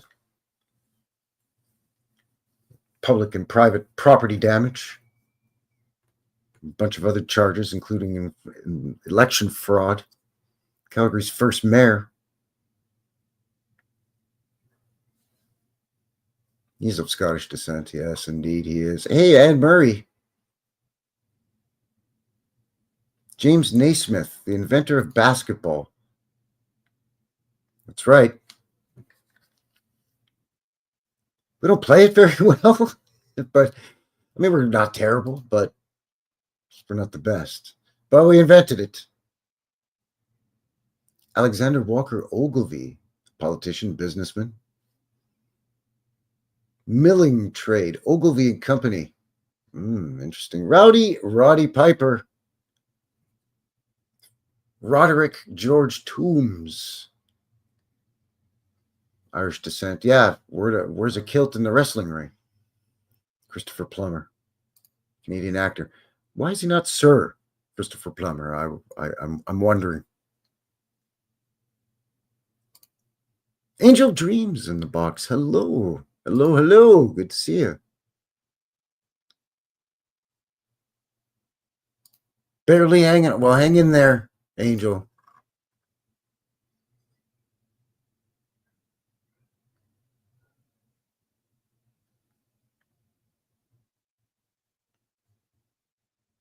Arthur Christopher Ormer Plummer.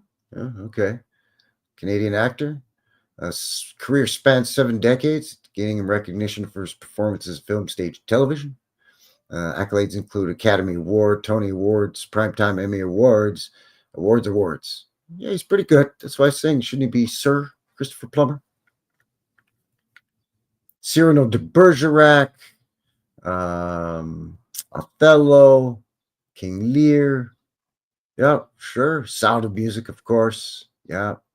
Waterloo. Man Who Would Be King. Christopher Plummer, baby. Sure.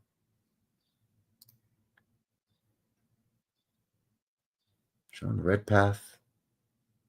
Kind of sound like an Indian name. You know what I mean? Just kind of sounded a little bit.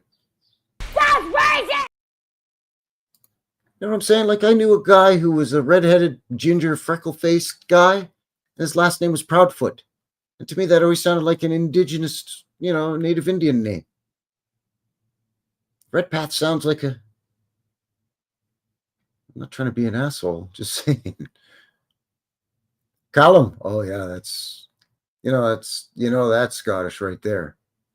Bernie Shaw, not to be confused with Bernard Shaw. Uriah Heep, baby. Donald Smith, 1st Baron Strathcona and Mount Royal. What? Yeah, this guy.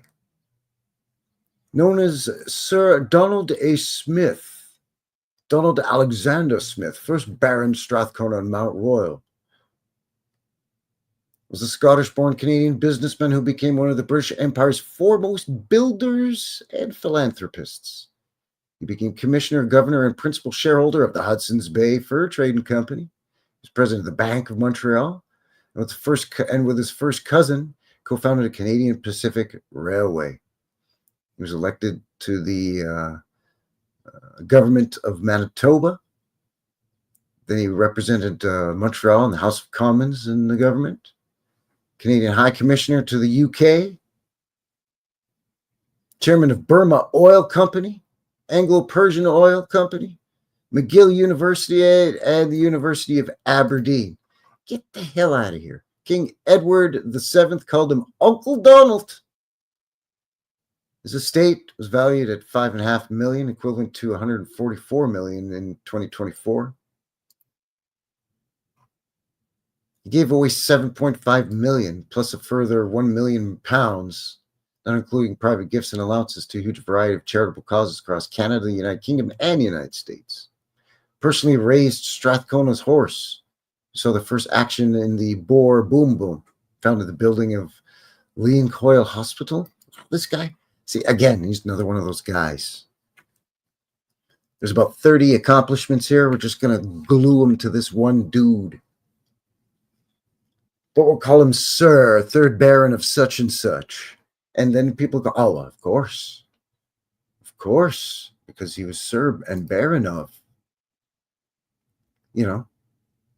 Donald Sutherland. Oh, no, Daniel Sutherland. Sorry, there's Daniel Sutherland. Kiefer Sutherland, grandson of NDP leader Tommy Douglas. Remember, the Douglas family were deep into politics here, if you remember. Let's just roll back and have a look. The Douglases, James Douglas, politics and tycoonage, Tommy Douglas. Oh, look, Shirley Douglas. Anyway.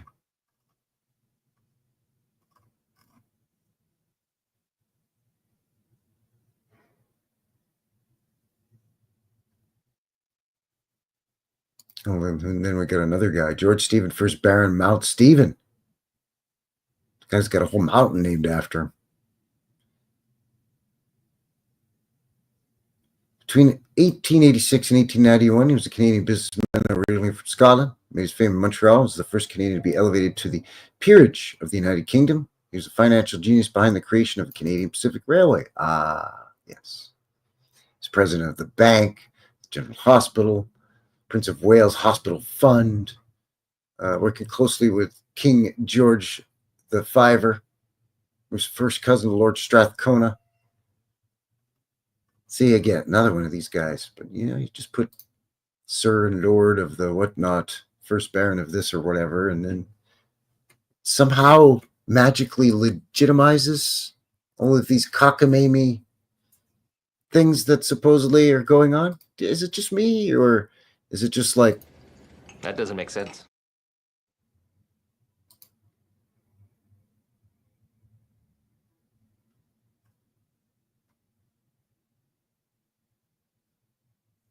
Howdy, it's flat. It's flat in the chat, in the box.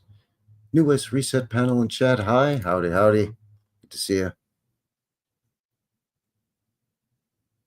That's right, Dragon says the Canadian Knights don't need those accolades. Pshaw.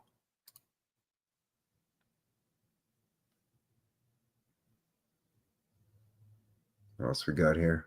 Good that we did the Sutherlands. Sort of. Receive Sutherland. Is that another one? It's got to be. Show me the picture. Why aren't you showing me the picture? There you go. Canadian actor, son of Donald. Yeah. Oh, yeah. And then, of course, the Thomases. There he is. Doug McKenzie of the Bob and Doug McKenzie. And his brother, Ian Thomas, singer-songwriter. And then, of course, good old Justine and his pappy, supposedly. I don't know. Not much of a resemblance. Not much of a resemblance. Just saying. I don't know.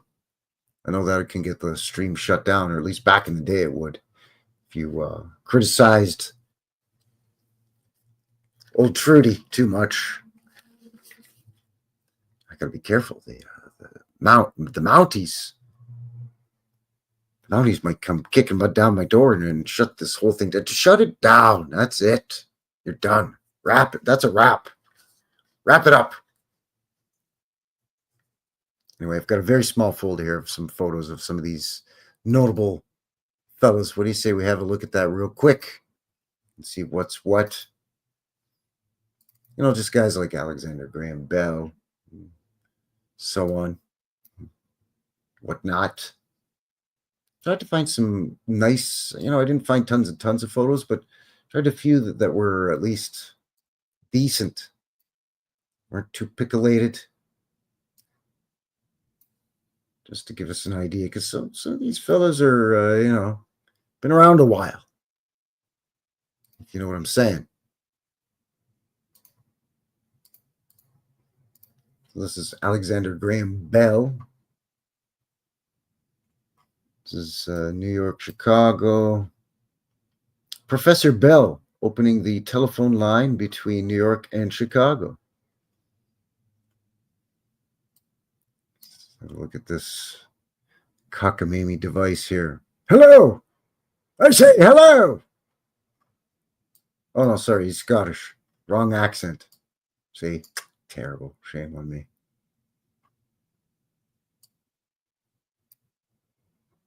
There he is. Funny looking. What's going on here?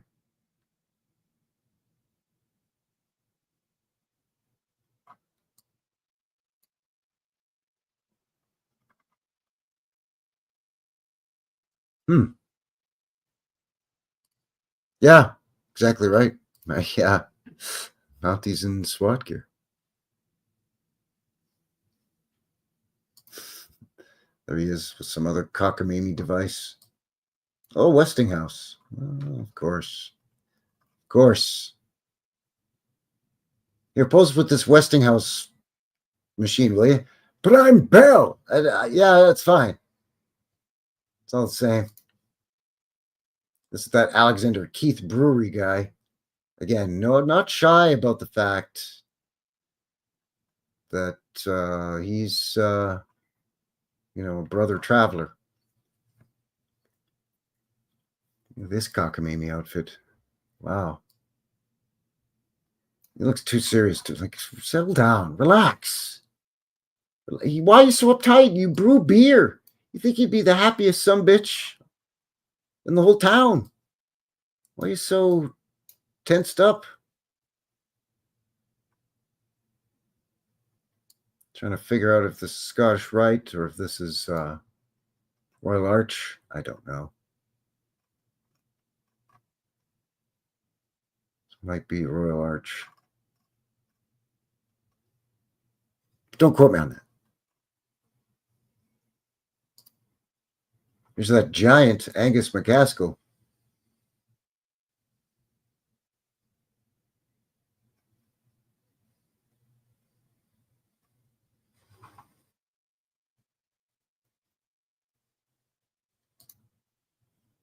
Oh, here's the Canadian Expeditionary Force wearing their kilts.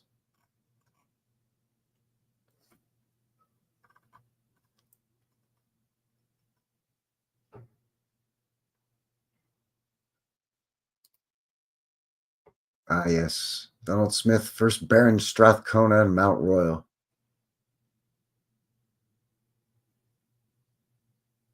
That brown fellow is in the background here somewhere too, I think. The last spike of the railroad.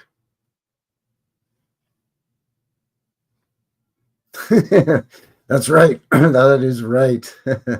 Holy moly, that's a huge Canadian.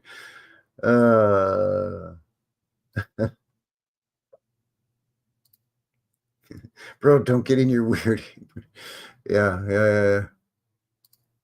Very weird aprons. Yeah. Duncan McIntyre.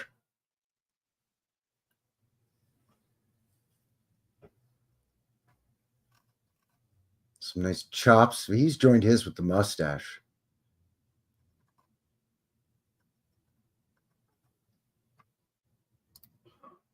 Oh, there's George Brown. It's an unusual. It's kind of an unusual facial hair choice, is it not? I mean, this dude, he's got the Lemmy from Motorhead kind of going here. The Ace of Spades! The Ace of Spades! Weren't they Scottish? It's a Scottish thing. Is that what it is? Is it because it's a Scottish thing? What do they wear under those kilts? Kathy Broughton asking.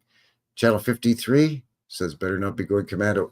Actually, technically, I believe that is supposed to be the proper way.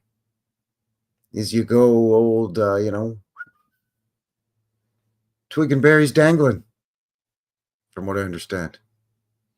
I don't know. I'm not Scottish. I mean, I'm the typical Canadian. I got a wee bit of Scottish in me from my maternal grandfather's side, my pappy's side. Scots Irish or something. I don't know. George Stephen, first Baron, Mount Stephen. Like I said, this guy had a mount named after him. What's going on here? What do you got there? A book? What you reading, bud?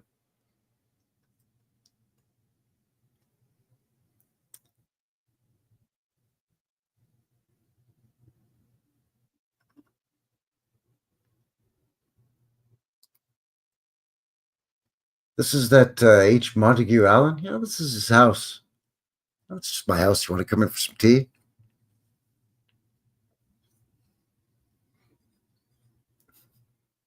That's right. And don't forget the Joker. Down, down, down, down, down. Yeah, of course. Yes. Sorry about that, eh? I know. Come on, Miss Grandma. It's not fancy at all. It's just, your typical Canadian sitting room. Grand room. This would be a grand room where you would receive your guests and have tea or some booze and cigars, maybe. Put some radium in the fireplace. Yeah, no, it's fine. It's nice. Absolutely outstanding. Wow. There he is himself, H. Montague Allen. Looks like a bit of a Nance, if you ask me. Bit of a Mary. But anyway. Henry Morgan. So a lot of these photographs are when these guys were young, really young. Oops, I keep doing that. Just trying to pivot around here. Look at this. It's nice. What are you holding there, buddy? What's that?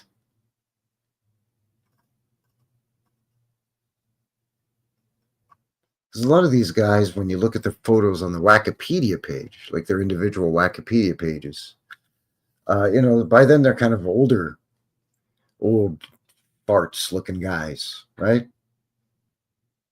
So I tried to find photos that were older photos, but still fairly good quality. Like this is obviously from a photography studio. You can see that's been cropped here, but it's obviously a posed photograph. So you get a little bit of a better photo. But I mean, why would this guy? I mean, again, this guy just came in from some weirdo little place out in the middle of nowhere, God knows where, in Scotland, with barely 2 pennies to rub together. Comes in with his cousins or brothers or meets up with some relatives here and just magically starts up a business or gets into politics. James Cockburn or Coburn. They're reading Monocle, I guess.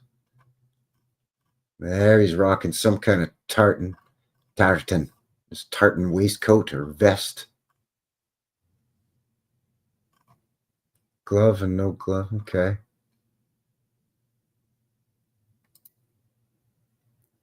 There's that James Douglas, that pop-eyed guy. Seriously, an eye patch would do wonders for your, maybe button up your jacket. try to make yourself a little more presentable. A polish to that boot would go a long way too, but you know, if you're going to be a politician or a philanthropist or some kind of successful businessman.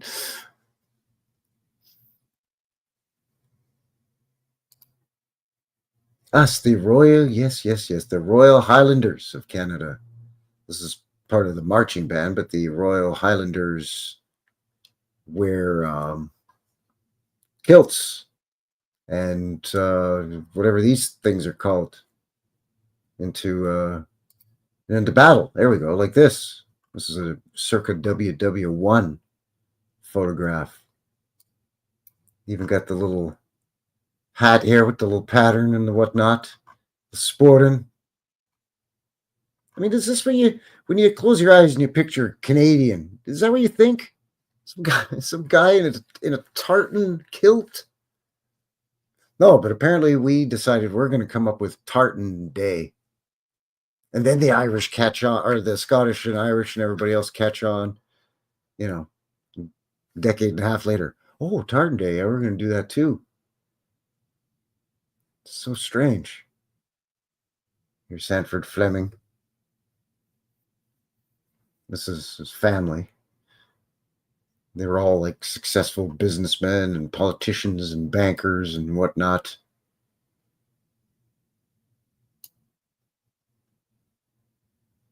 They're such strange poses. I want you to tilt your head jauntily to the right. A little more. Right there. Now you two, stare at each other. Now, Sanford, I want you to look up at the ceiling as if there's some kind of creature stirring in the rafters. You're not sure. Is it a bird? Is it a bat? Perhaps it's a rat or a mouse. You're not entirely sure, but you're looking. You're looking. He sees it too. Like the photographer is telling them where to sit and look, and they're just posed very strangely. Ah, there he is, Sir John A. Macdonald. Yes. He liked to take to the drink, but he was turns out he's a pretty fine politician as far as, well, as far as they can be, I guess. You know. It's quite opulent in the background here. Quite nice, huh? Fancy. This is later on. He was quite ill from, you know, just illness in general, but also, you know, the drink.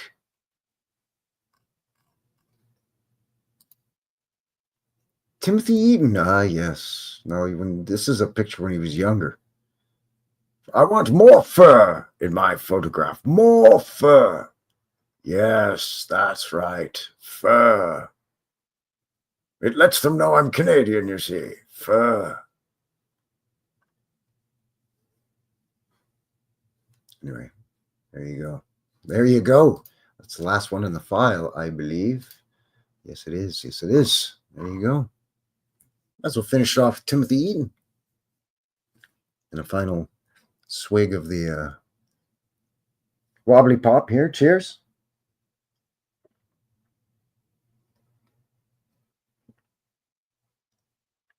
Ah, delicious. Yeah, I mean, I can remember asking my nana, when I was a little kid.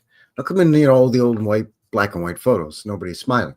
And she said because you had to sort of stand there for, you know, sometimes a couple of minutes, a few minutes, you know, to capture, you know, the exposure and yada yada with the old timey cameras. And she said if you smile, you have to try to hold that smile. She says you look and feel like an idiot. All right, Dan.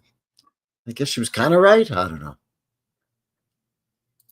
Vaughn says Tartars and their tartans going to their TARDIS. What a tarnation.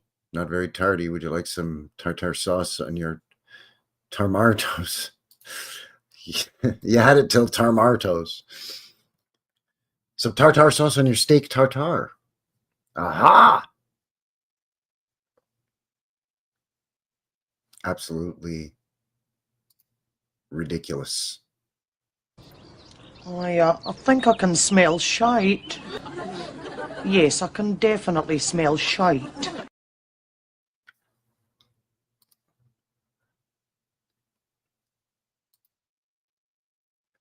That's kind of what I think with a lot of this.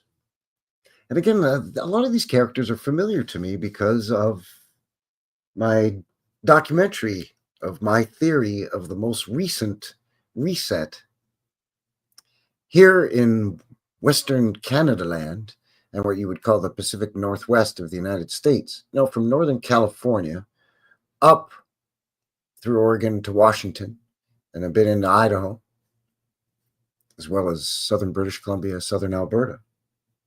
You know, the former Oregon Territory and California, basically. And these cast of characters kept popping up. So, I mean, again, we're just looking at the Wikipedia. So I'd have to go to like 5, 6 different sources to try to get it down to, you know, stuff that I was looking into specifically for the documentary regarding these characters, you know, a certain individual, like some of these railroad tycoons and whatnot, or members of the Hudson's Bay Trading Company. Because just like anything else that we look at in this community when we're doing this type of research, is there are some well-meaning people in the narrative, and then there are some, you know, evildoers involved in the narrative. So you got to separate the wheat from the chaff, I guess, right?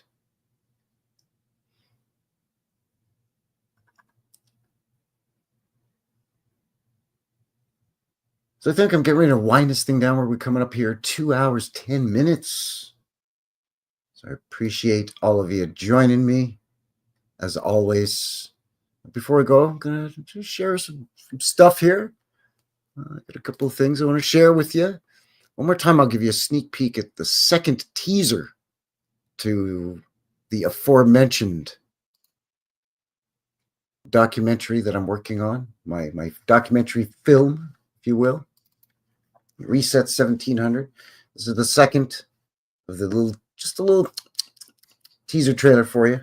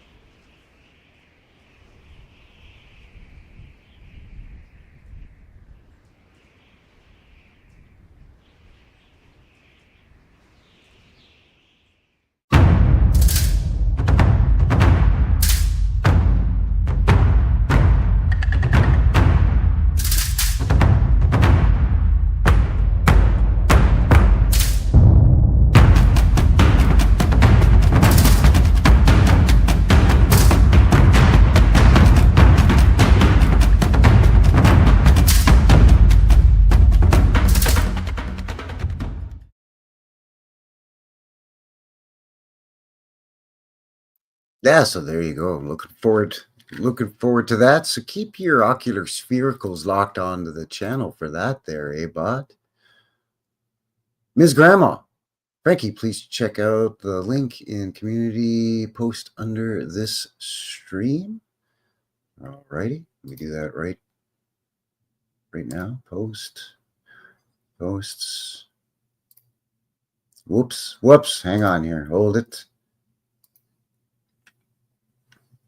Can't see anything there.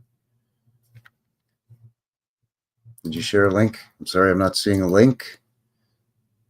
Whoops, sorry, excuse me. Not seeing a link. Unless it's in a held. It's being held because it's a link. Check that as well. Just bear with me here, folks. Trying to make sure I'm not missing anything here.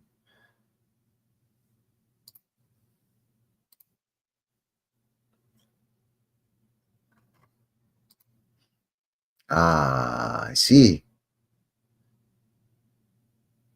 I see. Thank you, Ms. Grandma. Got it. It was in the held things. Held.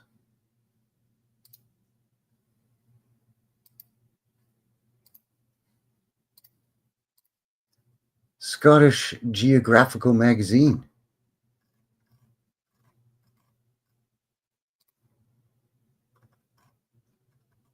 Uh-huh.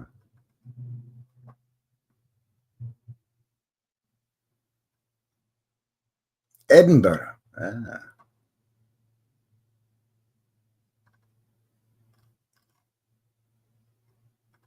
Royal Scottish Geographical Society. Okay, very good. Very cool. Thank you very much for sharing that. I'm going to definitely look more into this here, see what's going on here.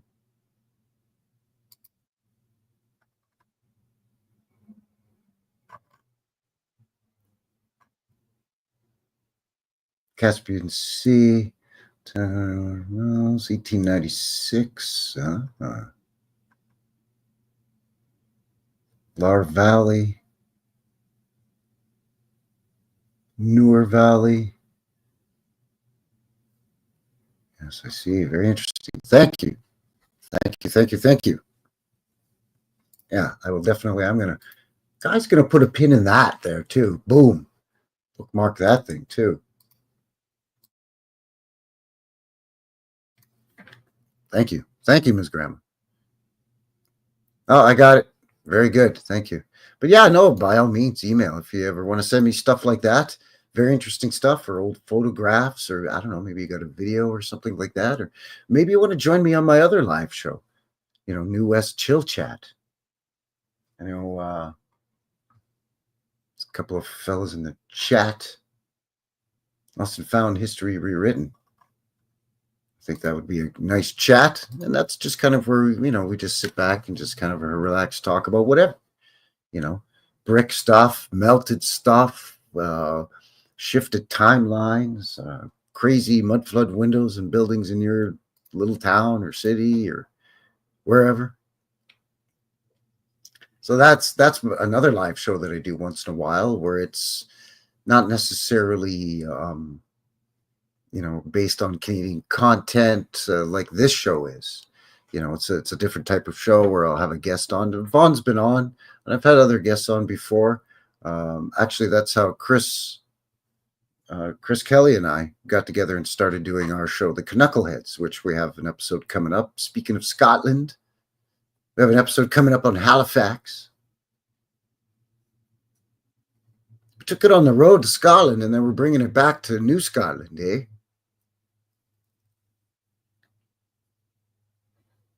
So yeah, I've done it with Stuffed Beagle, and yeah, so those are always fun. So just send me an email, and we can kind of chat behind the scenes and see what we want to talk about or whatever. And again, it's no pressure. It's just kind of it's chill. So then it's whatever you got. If you got a folder of photographs or old video or some wacky article or something like Ms. Grandma just shared, some kind of cool PDF file or old book or whatever. Maybe you got some little video clips of some boots on the ground in your neighborhood. That's my favorite. I mean, I love all kinds of stuff, but for me personally, I love the boots on the ground. That's kind of what kicked off me doing my channel. And that's me encouraging other people to do that too, is to check out your city or town or your area. If you live in a rural area, then head into, some city or town, and guaranteed you're going to see some wacky evidence of old world stuff, pre-reset stuff.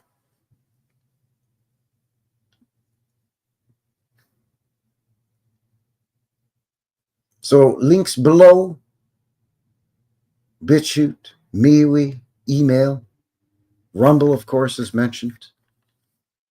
And again, everything we covered tonight. Let's see what else I've got here. I've got something else here. I think I've got something that Kathy sent me. Pretty sure there's something Kathy Broughton sent me. Oh yeah, this is the cats and dogs messing with each other, but it's just a real quick clip from the twatter.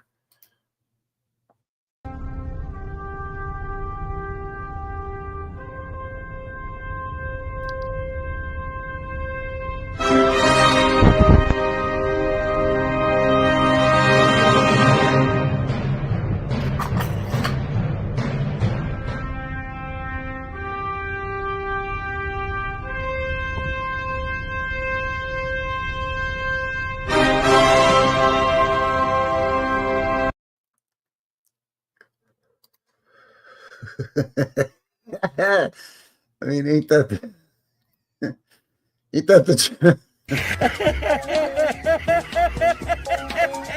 I wet my jockeys here.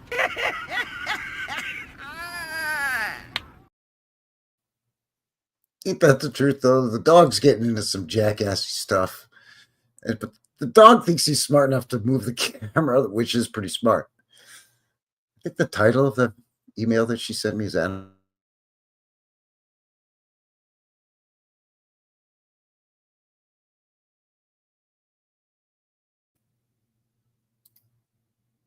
It's whoa, you lost me for a second. Hello. Check, 1, 2, 3. Check. Mic check, a mic check. 1, 2, 1, 2. Anyway, I think I'm back. That was weird. Anyway, the dog's smart enough to move the camera, and the cat's just like, I don't think so, bub. That's pretty good. It's pretty good. Now, Kathy's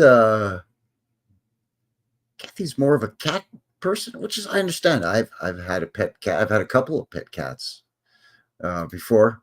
I'm kind of a little bit more of a dog person myself. But yeah, cats rule. They see, there you go. I agree, says Loss of Found. History rewritten. Eric says, I agree. Cats rule and dogs drool. Cats are the best. Yeah. I had a Maine Coon. I named him Cooter. And he weighed like 38, 39 pounds. But poor bugger got sick. So, I had to do the unthinkable. Sent him to the great kitty scratching post in the sky, unfortunately. But when I was really little, we had dogs. The cats are a little easier, right? You don't have to necessarily let them out to do their business and whatnot. You can leave them alone for a while, a couple of days even. You can go off hiking or camping for a couple of days. You leave them enough food and water, the little kibble food, and they're fine. They're fine. They might be mad at you for a few hours or a day, give you the silent treatment, but they're fine. Dog, you can't do that. You can't leave 3 days worth of food out for a dog. He'll just eat it all. Oh, yeah, he was a big cat. Yeah, Kathy said she had a Maine Coon as well. Yeah, they're big cats. And there's another one, too, some Himalayan forest cat or something like that. They're big, too. Ms. Grandma. Oops, sorry. Ms. Grandma says we put down our dog yesterday, 18-year-old Maltese Yorkie. Oh, I'm sorry to hear that. That's rough. Like, I'm not into this whole these are my fur babies thing. That's a little bit much for a guy like me. But, I mean, my grandparents had a farm, so animals are animals. But they can be companions, they can be pets. Certain animals can definitely be pets, cats, dogs, birds. My granddaddy used to love parakeets, teach them to talk and whatnot. Pretty boy and cup of tea and all this stuff. Crazy old coot. God bless him. I think I have one more video to show you. I took this a couple of days ago at my bedroom window.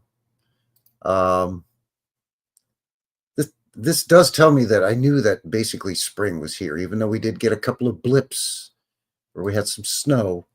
This, I knew warm weather was definitely on its way because the geese had migrated back. So the cobra chickens, the murder turkeys, the Canada geese, they nest on the roof, the building across the lane from where I live. And out the bedroom window, here it is.